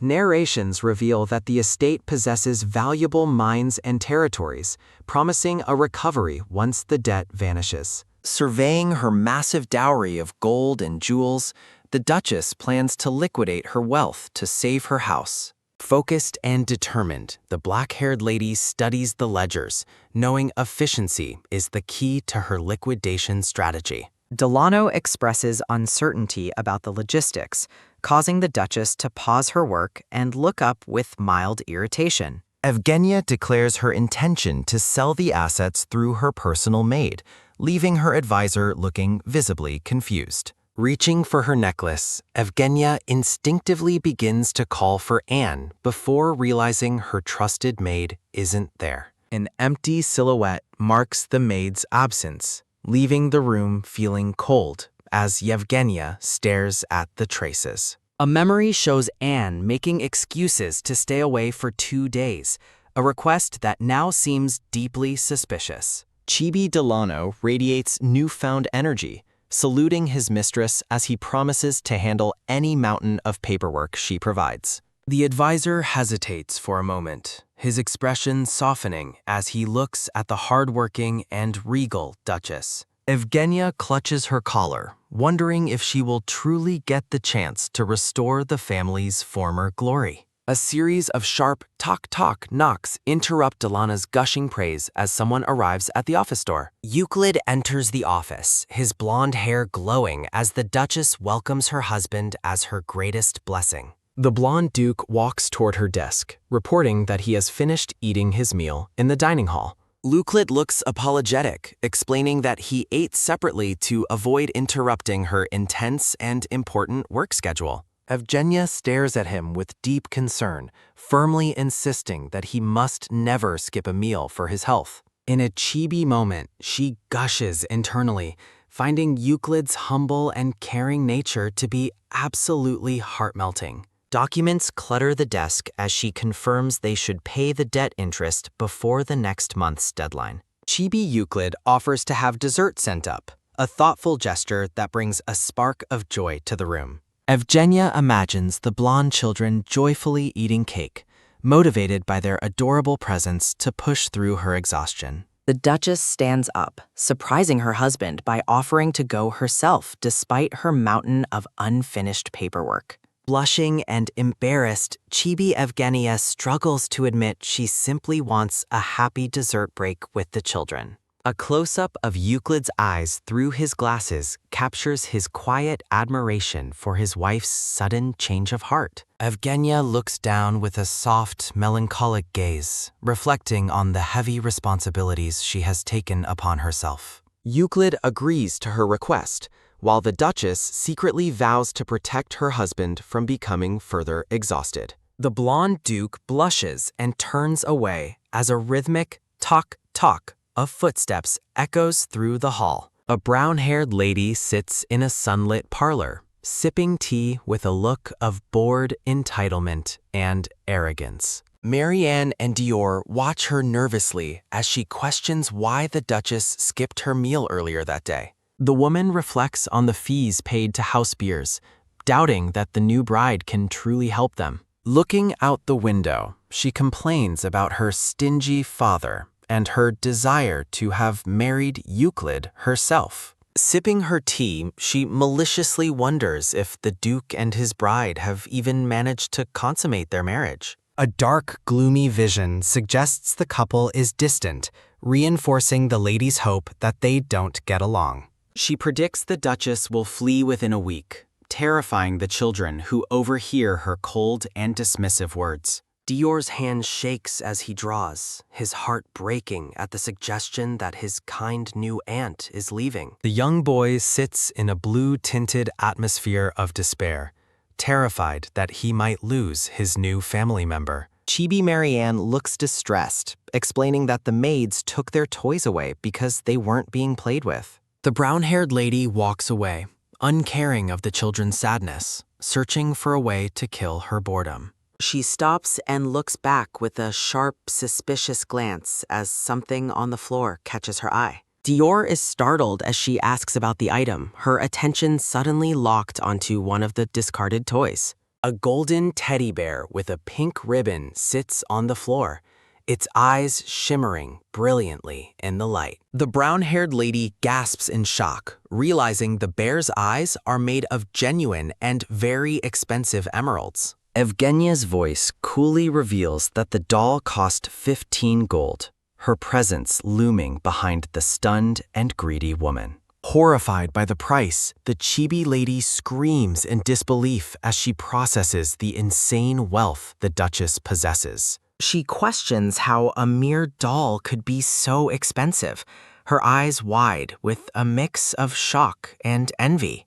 A loud "Kiyaha!" echoes as the woman is caught off guard by the Duchess's silent and sudden arrival. Evgenia's footsteps click as she notes how incredibly loud the woman. Crossing her arms, the black-haired lady asks if a 15 gold toy is truly worth making such a noisy scene. Evgenia's purple eyes glint with sharp authority as she stares down the greedy relative, asserting her dominance. Dior and Marianne look up with immense relief as their aunt arrives, her presence washing away their gloomy fears. A close-up of the black-haired lady's determined gaze reveals her sharp insight into the household's pervasive fear of Amy. Firmly asserting her authority, the black-haired lady lectures the cowering Lady Beers about maintaining proper character through careful speech. With a submissive apology, the brown-haired lady nervously presents a plush teddy bear to the Duchess as a peace offering. Stepping into the elegant bedroom, the Duchess accepts the gift and bestows the name Dior upon it before the children. The black-haired lady kneels, offering the plush toy to her young blonde nephew while expressing her relief at his joy. A sharp warning follows as the Duchess tells the blonde boy to guard his belongings against the greedy and shameless. The blonde children stare back in wide-eyed confusion, sensing a deeper, more ominous meaning behind their aunt's sudden gravity. A heavy silence falls over the blonde girl and boy as they process their aunt's unsettling and mysterious counsel. Watching her sister-in-law closely, the brown-haired Lady Beers listens as the Duchess offers to fulfill any of the children's wishes. With a subtle smirk, the black-haired Duchess announces that her family's powerful trading company will soon expand into the north.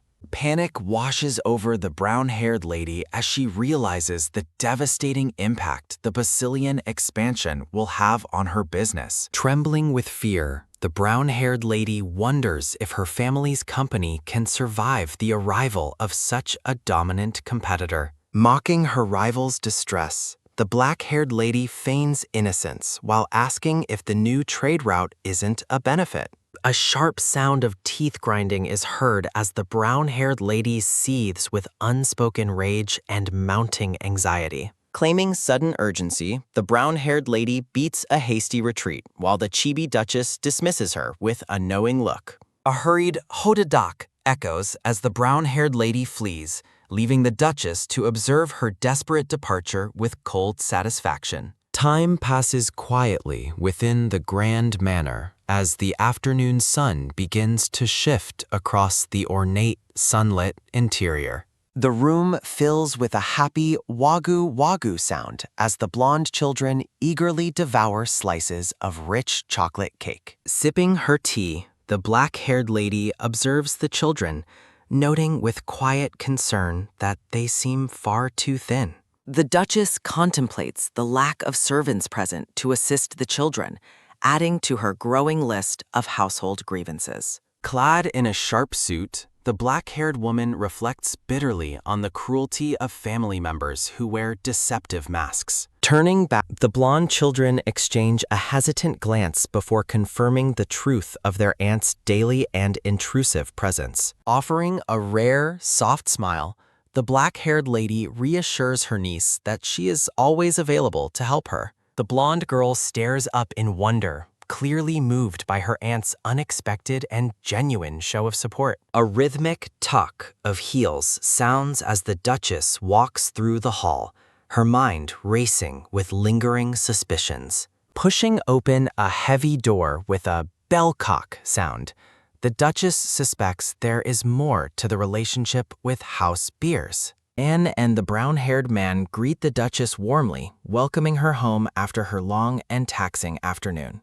The tawny-haired maid notices her lady's heavy mood, earning the duchess's secret admiration for her sharp and attentive intuition. Recalling the family ledgers, the black-haired lady explains to Anne how House Rudion has been paying suspicious distribution fees to Lady Beers. Looking contemplative, the duchess notes that the exorbitant fees being paid for transporting goods to the north are entirely unjustifiable. A vision of Uklid's late brother appears, suggesting that a forced and unfair agreement may have been struck years ago. Rubbing her chin thoughtfully, the tawny-haired maid agrees that there is definitely a deep-seated problem within the household's finances. In a playful chibi moment, the two women conspire over the suspicious records, determined to uncover the truth behind the hidden deals. Shadows of the past reveal that Uklid's brother married the count's daughter shortly after the suspicious financial deals were made. Gripping her arms tightly,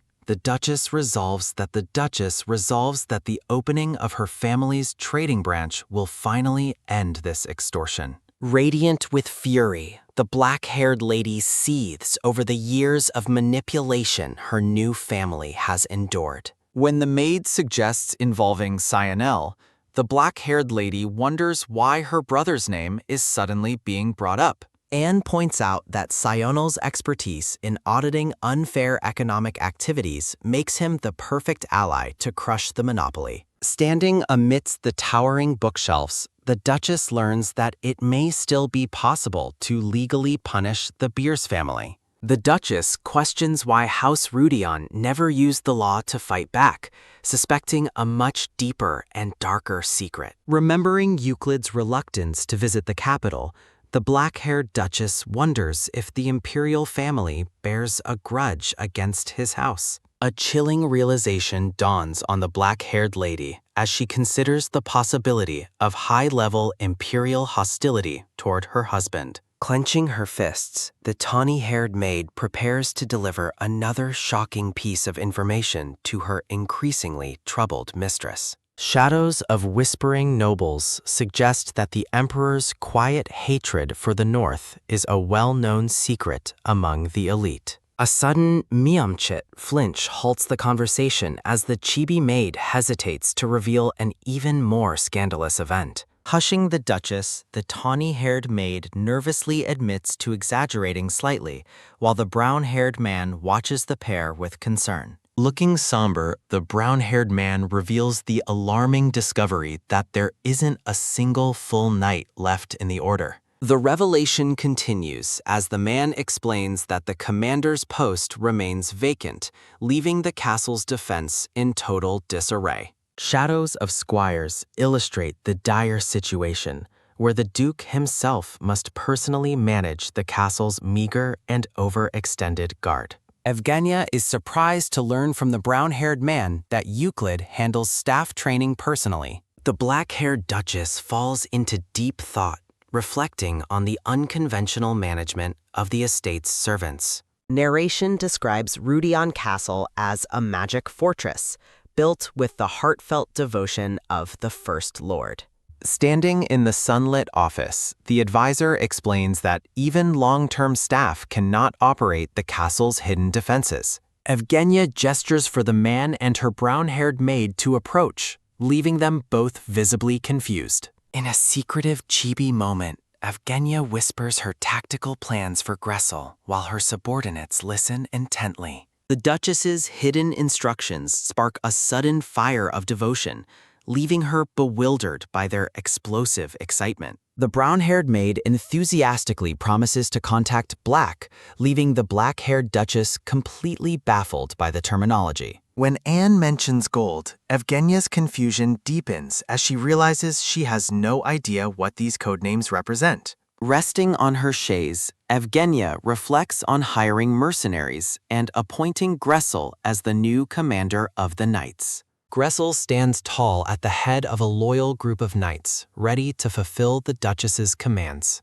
Seated at her desk, Evgenia meticulously audits distribution records from House Beers to uncover any potential contractual flaws. A chibi Evgenia feels a surge of gratitude toward House Bazillion, acknowledging their unexpected and vital support. The Duchess watches with a nervous sweat drop as Anne's intense loyalty continues to manifest in overly dramatic displays. Anne notices Evgenia's stern expression and quickly backpedals, promising to focus only on contacting Black for now. Alone with her thoughts, the Duchess stares into tuberculosis, still haunted by the mysterious meaning of Black. Turning with a graceful movement, Evgenia's long black hair flows as she prepares for her evening routine. At the edge of a luxurious bath, Anne suggests her mistress should have rested longer after her grueling work. Evgenia praises Anne for her diligence in organizing the bedroom,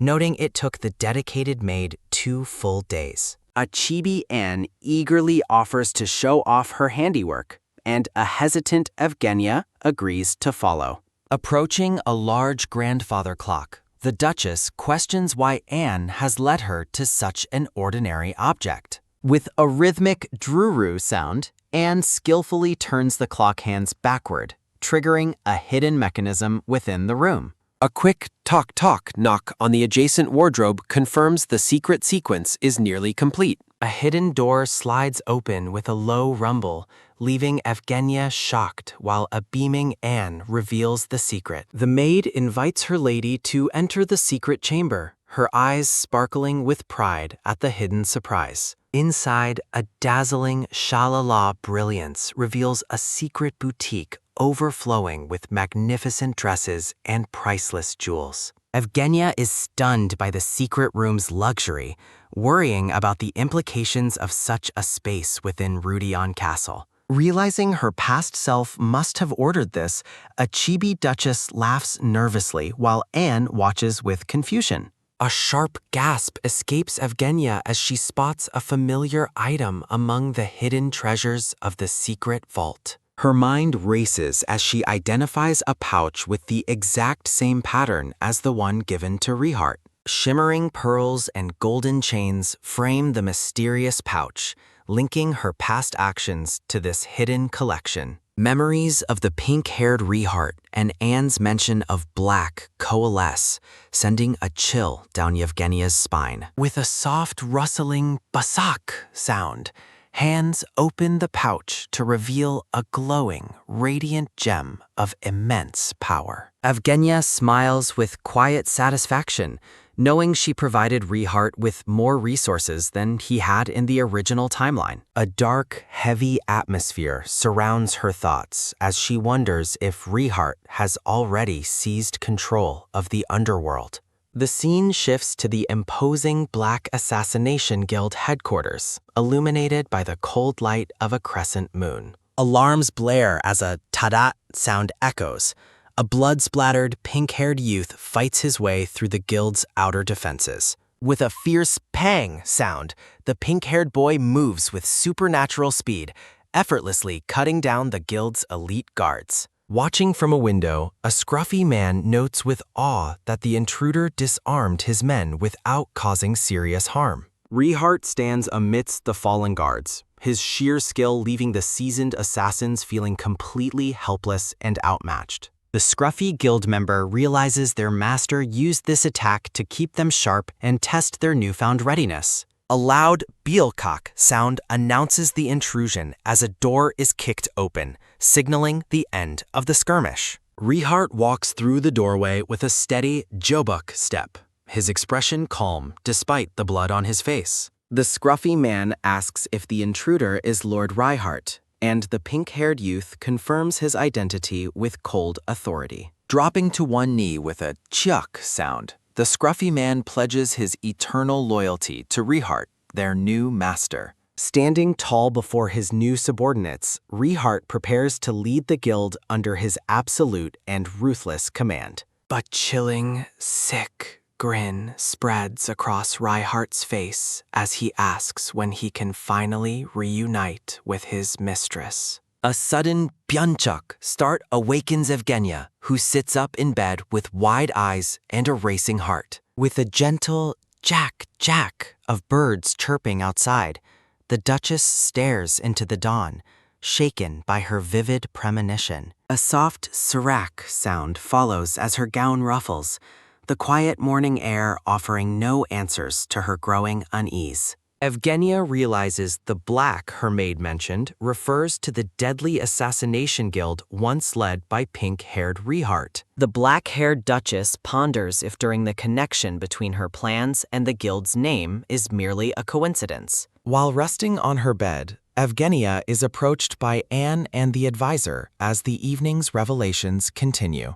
A sudden realization strikes Evgenia, her purple eyes widening with a mix of suspicion and mounting internal alarm. The brown-haired advisor sternly warns Anne to speak more respectfully of the powerful figure she calls Black. Anne laughs off the warning, proudly asserting that everyone in the secret organization has always been loyal to Evgenia. Evgenia reels in shock as she discovers her past self meticulously organized these powerful forces long before her arrival. While the advisor offers a chibi thumbs up of admiration, the black-haired Duchess fears she has accidentally opened Pandora's box. A quiet, sunlit hallway reflects Evgenia's simple desire to lead a peaceful life alongside her husband, Uklid. Walking with grace, the Duchess resolves to keep her dangerous secrets hidden to protect her fragile domestic happiness. Reaching for a door, Evgenia seeks a moment of solace to calm her racing heart after the night's discoveries. Entering the library, she plans to bond with the children by discussing her quiet and hard-working husband. Evgenia pauses, her sharp eyes noticing a grandfather clock placed awkwardly between the library's massive, ornate bookshelves. Suspecting another hidden mechanism, her hand moves toward the clock face as she wonders what secret lies within. The library stands silent and still as the black-haired lady prepares to unravel yet another mystery of the estate. A faint click sounds as Evgenia successfully triggers the mechanism, realizing her intuition about the room was correct. Stunned by the hidden passage's reveal, the Duchess stares into the darkness, questioning what more her past self concealed. A dark secret passage appears. Evgenia stares in utter shock. She remains frozen at the entrance of the secret stairwell, her mouth agape in total disbelief. A soft, airy rustle sounds as her dress settles. Despite her initial trepidation, Evgenia's curiosity wins out, and she decides to explore the mysterious, blue-lit magic fortress of a secret room. She begins her descent down the dark stone steps, wondering what secrets might be waiting for her at the bottom. A steady tap sounds with each step. As she walks, she wonders if she will find priceless treasures or if the path is merely an ordinary secret escape route. She passes through a hallway filled with glowing blue flora, noting that noble estates often have hidden paths for emergency exits. Evgenia stops mid-step, her expression becoming alert and suspicious as she hears a faint sound ahead. A heavy metal door looms. A soft sliding rustle sounds as she prepares to reach for the heavy door. Evgenia listens intently as voices from beyond the door discuss low-born con artists and bloodlines. A soft, airy sound punctuates the cruel words. The brown-haired woman shouts at the two blonde children, blaming them for not conveying her message to the Duke. She continues her verbal assault, claiming that the duchy would be better off without the Duke's current wife or the trading company. The woman grabs the boy's hand tightly, demanding the children tell the Duke to either remove the company or keep paying distribution fees. She cruelly reminds the weeping boy that his dead father made a promise that they must uphold. Evgenia tells the child to inform her immediately if a situation like today happens again. The girl remembers the lady's kindness, which gives her the strength to finally say no to her aunt's demands. The young girl screams her refusal, tearfully declaring that she will never say what the woman wants her to say to her uncle. The brown-haired woman is taken aback by the child's sudden and fierce defiance. She sneers at the girl, warning her not to get arrogant just because the lady of the house showed her a bit of kindness.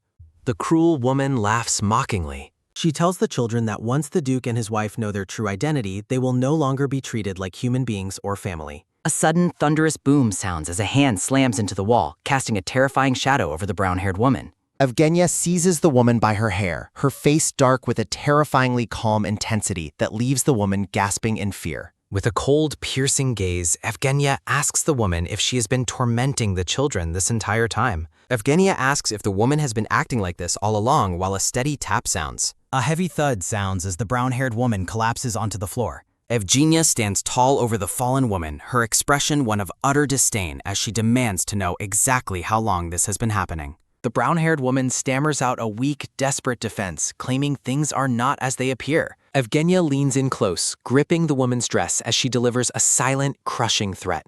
A heavy, rhythmic boom sounds in the room. The brown-haired woman realizes she has no reason to be scared and asks what it has to do with Evgenia anyway. In a final, desperate act, the woman tries to deflect the blame by accusing Evgenia of only caring about another man while being married to the Duke. Evgenia demands to know who started the rumors about her and another man while gripping Amy. The brown-haired woman argues that her status as the children's aunt and the Duchess remains unchanged. Evgenia demands to know if the children were physically harmed while forcefully holding Amy by the collar. A shaky Dior admits that the brown-haired woman pinched them frequently as Evgenia's eyes sharpen in anger. Evgenia is horrified to learn about the physical abuse the children endured.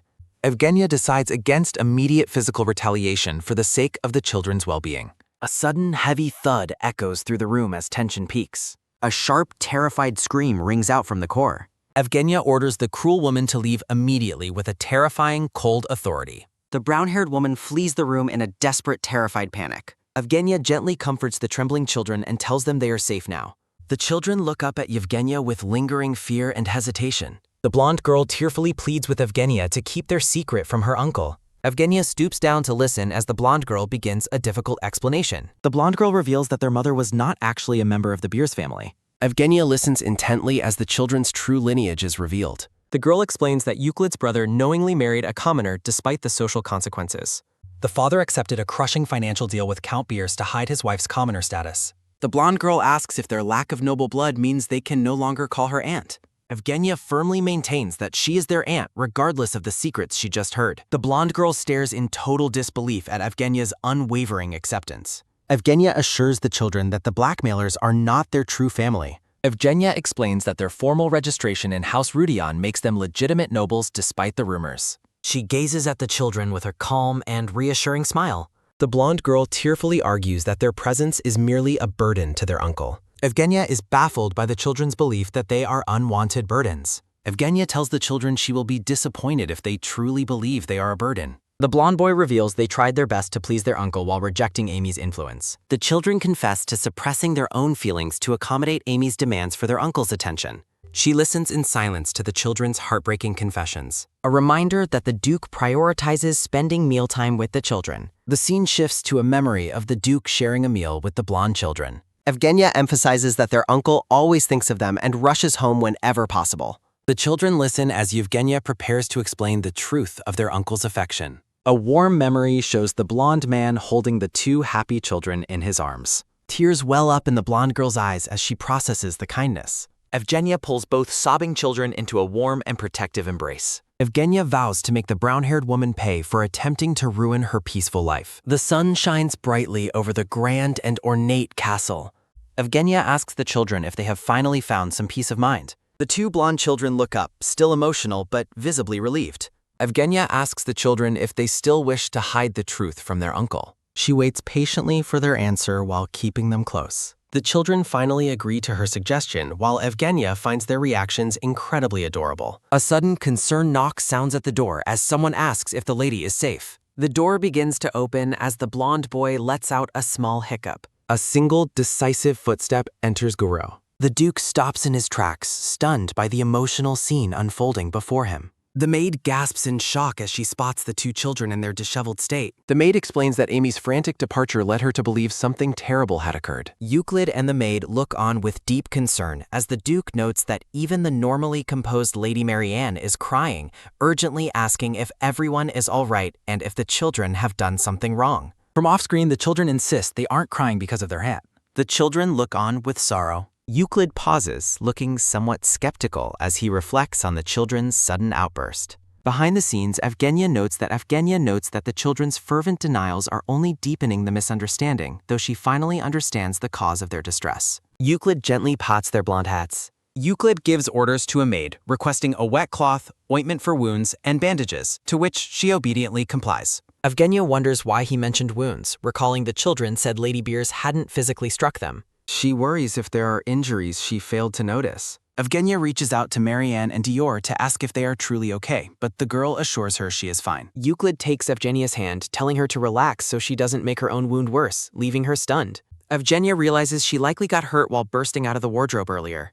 A visible wound marks her wrist. The children watch their aunt closely. He stops to examine her hand. Evgenia is mentally reeling, find it insane that Uklid is personally bandaging her hand. Uklid carefully bandages her injured hand. Evgenia reflects on how she ended up keeping the secret passage from Uklid, noting that he seems to be deliberately avoiding asking further questions. Sunlight bathes the magnificent stone castle. Evgenia narrates that since Amy stopped visiting the castle entirely, everyone began speculating that she had driven the woman away and scolded the children. Rumors spread throughout the entire castle. Evgenia sighs as she looks at her paperwork, noting that since she transmigrated into a villainess, she is well accustomed to such misunderstandings. She is surprised to find Euclid's aide, Delano, reporting to her office, wondering why he wouldn't just report directly to the Duke. Evgenia is baffled to find Uklid sitting in her office drinking tea so naturally, though she admits she doesn't really mind. An enthusiastic Delano announces that he has confirmed the trading company that will sell her dowry, describing the place as incredible. Evgenia asks for the name of the company, and Delano reveals it is called Gold. Delano explains that despite being established less than 10 years ago, the company has considerable influence, opening new trade routes and yielding huge profits. Evgenia realizes that the Gold Anne mentioned previously was actually the name of the trading company. Delano excitedly mentions that the Vice Guildmaster is a spirited person who sees this deal as a great opportunity to expand their network to the north. Evgenia is surprised to learn that the Vice Guildmaster requested to meet with her directly to discuss the matter further. Delano adds that if things go well, the gold trading company might even set up shop in the north. Evgenia notices Uklid has been staring at her the entire time and wonders if he has something to say. Uklid gazes at her, blushing slightly. Intricate jewelry adorns his noble attire. Evgenia asks the Duke if he has something to say, and he awkwardly mentions that the Magic Tower has contacted them. A memory of the silver-haired Tower Lord appears as Uklid explains the tower feels bad for giving her a used carriage and feels they failed their customer. Uklid explains they offered a brand new magic carriage in exchange for the old one, but Delano privately doubts the Tower Lord cares about customer trust. Evgenia tells them to say it's fine since they promised there would be no takebacks, and Delano agrees to convey her wishes. Someone calls for Dior outside. Hearing a knock, Evgenia invites the visitors to come in. Marianne and Dior burst into the room, happily announcing it's lunchtime and inviting their aunt and uncle to eat together. Evgenia is amused that the children came to her office first before visiting Uklid, and she happily agrees to go. Marianne looks away with a blush. Marianne thinks to herself that while she couldn't work up the courage for 5 days, she will definitely tell her uncle the truth today. Uklid watches the children with affection. During an overhead view of the meal, Evgenia insists she is fine now while the children continue to offer her food. Evgenia smiles as she thinks about how the children have been waiting on her for days, reiterating that her hand wound is just a scratch. Despite her protests, Uklid and the children insist she say "ah" as they offer her pieces of food. The servant's arrival is announced with a sudden, rapid tap-a-tap sound as they call out for his grace. The maid announces that Count Beers has arrived and wishes to see them. Uklid stares ahead with pensive focus. Evgenia remains calm beside nervous Dior. Marianne resolves to speak her truth. Evgenia informs Uklid that she will confront Count Beers first and asks him to finish his meal. Uklid expresses his confusion and insists he can handle the matter himself without her getting involved. Evgenia insists on meeting the man first as a menacing dark energy surrounds her determination to see him. Evgenia prompts the children to speak as Uklid looks toward them with sudden surprise. A soft squeeze sounds as Dior nervously clutches his vest and tentatively addresses his uncle. Marianne looks up with firm resolve. Evgenia reflects on the conversation she believes is happening between Marianne and Uklid. A sudden, quick tap-a-tap sounds as Evgenia pushes aside her worries to focus on her meeting with Count Beers. Evgenia walks through the hallway while mentally cheering for Marianne to find her courage. Delano intercepts Evgenia in the hall and is shocked that the Duke is not accompanying her. Evgenia confirms she is going alone and asks Delano why he looks so uncharacteristically happy. Delano explains his joy by recounting how annoying he finds the Count's monthly demands for money. Delano gleefully contrasts Uklid's polite manner with Evgenia's naturally intimidating presence, eager to see the Count's reaction.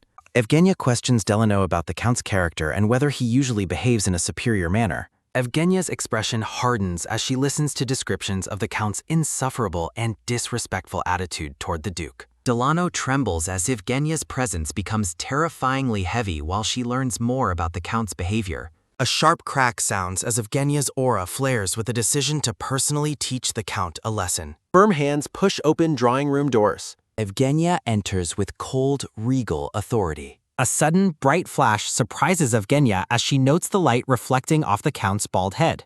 Count Beers bows and introduces himself as the head of a large northern trading company. Evgenia reflects on the old saying that a rotten personality leads to baldness. Evgenia is baffled by the merchant's poor awareness of her displeasure as he tries to flatter her. Evgenia realizes that the Count is completely oblivious to recent events as he presents her with a gift. The Count shows off a large painting on the table, describing it as an incredibly rare item. Evgenia's shoe slips with sharp snap. A sudden, loud clatter sounds as Evgenia stumbles forward and collides with the furniture. Evgenia vents her frustration over her recurring shoe troubles while trying to regain her balance.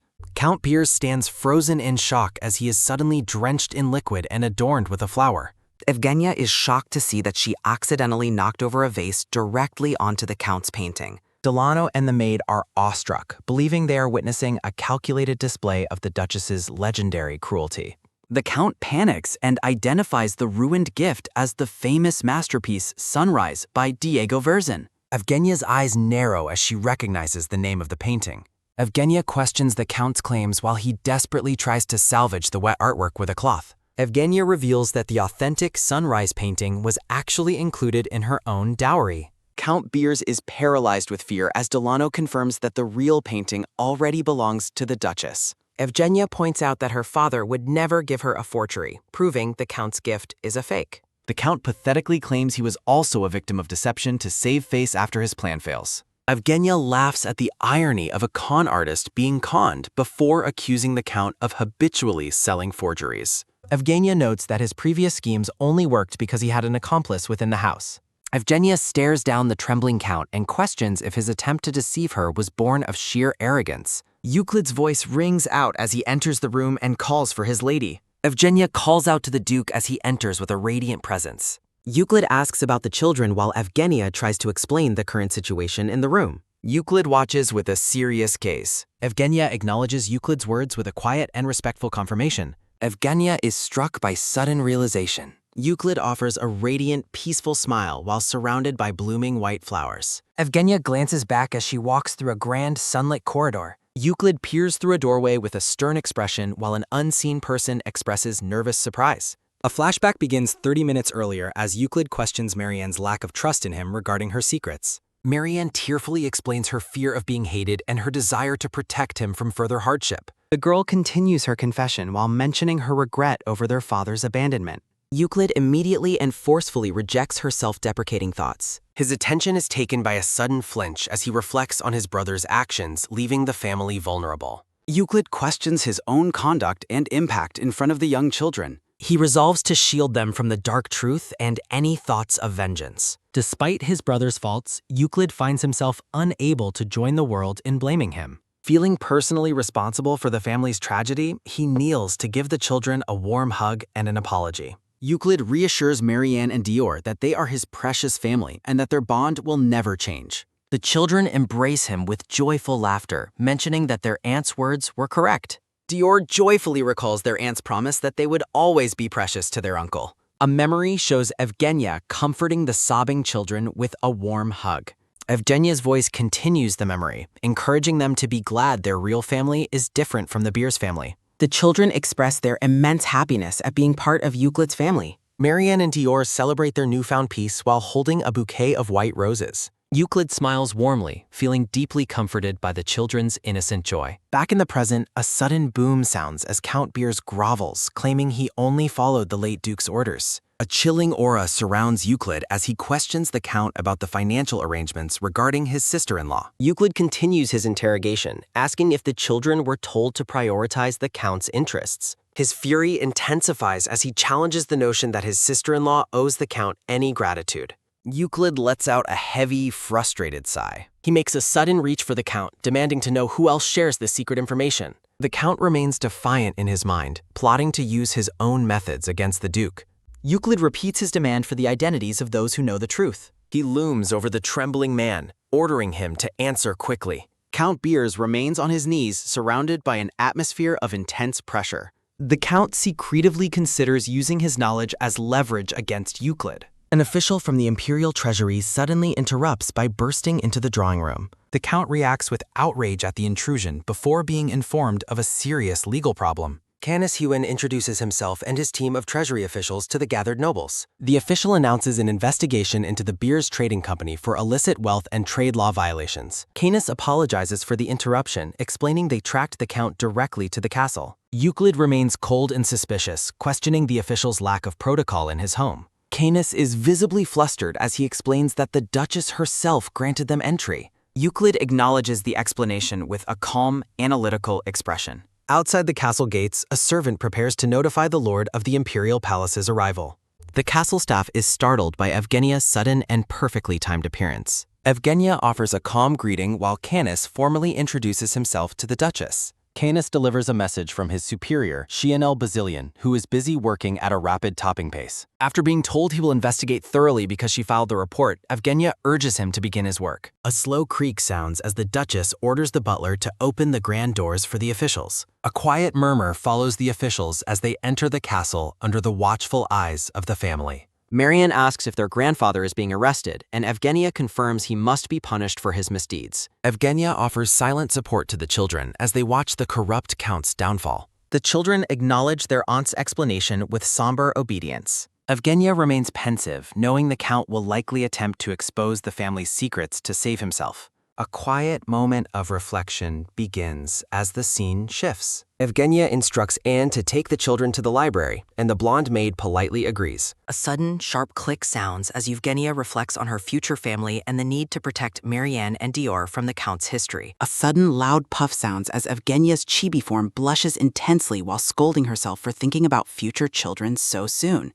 Uklid watches his wife with a calm and deeply thoughtful expression. Evgenia realizes she should apologize to Uklid for independently contacting the capital and causing a stir. A voice calls out to the couple, announcing that a report is ready to be delivered. Canis Hewen beams with a bright and joyful smile. Behind dungeon bars, Count Beers stands as Canis explains the investigation into the trading company is nearly finished and they are moving to the Count's estate. Canis thanks the Duke and Duchess for their cooperation, while Uklid tells him to think nothing of it. Evgenia mentions the con attempt involving a painting, shocking the brown-haired official. Evgenia details the forgery of Diego Verzen's work, wondering if the Count was actually trying to sell it to her. Canis is appalled by the Count's actions and vows to ensure he pays the full price for his crimes. Evgenia promises to inform Canis's brother of the excellent work he has done. Canis reacts with humble surprise, feeling that such a reward is unnecessary. A sudden, sharp flinch sounds as Eugenia is startled by Euclid's presence behind her. Evgenia apologizes for making a big deal of the situation, explaining she noticed financial irregularities before hearing the children's story. Uklid gently asks his lady to please raise her head. A soft, quick tap sounds as a finger rests against a chin. Uklid offers a warm, radiant smile amidst a flurry of white roses. Evgenia thanks Uklid sincerely for listening carefully to the children's concerns. The Duke and Duchess both blush in their chibi forms as a romantic energy fills the air. Evgenia remains serious, vowing that the Count will not go down alone while assuring Uklid he should not worry. Uklid smiles warmly and tells his lady to leave everything to him and not to worry herself. Evgenia watches him with a worried and curious gaze, wondering about his plans. A firm, warm squeeze sounds as Uklid takes Evgenia's hand in his. A sudden bright glow sounds as Evgenia blushes, thinking to herself that his charming behavior is like cheating. Uklid notices her red face and asks if she is feeling unwell. Chibi Evgenia panics internally, unable to refuse anything when her husband looks at her with such kindness. A sudden angry shout sounds in the dungeon as Count Beers blames his daughter for their downfall. Amy argues back that the Count is being punished for breaking the law, as the Imperial investigator stated. A heavy, slow step sounds as Amy expresses her shame over her father trying to con the Duchess with a forgery. Uklid watches the prisoners through the bars with a cold and piercing gaze. A sharp metallic clank sounds as Count Beers begs for mercy, claiming the fake painting was an honest mistake after years of service. Amy insists her father is lying and that he alone is responsible for the things said to the children. A sudden low grin sounds as the Count reminds Uklid that the children are publicly his grandchildren and share his intentions. Uklid stands in the dark hallway and demands to know who else knows the truth about his brother and sister-in-law. A sharp, dismissive huff sounds as Amy claims that currently only the two of them share the secret. Count Beers threatens to expose the children's commoner blood and their father's betrayal to the entire empire. A soft, magical hum sounds as Euclid's hand glows, confirming the truth of their statements. A sudden, sharp gasp sounds as the Count is terrified by the dark aura surrounding the Duke. Amy trembles in fear as a shadow falls over her, calling out to her father. A sudden heavy flinch sounds as Uklid addresses Lady Beers from behind the bars. Uklid scolds them for telling the children things they should never have known. A soft, dark rustle sounds as Uklid stares with a cold gaze, stating he has no intention of making things easy for them. Uklid warns her that if she must resent someone, she should resent him instead of the innocent children.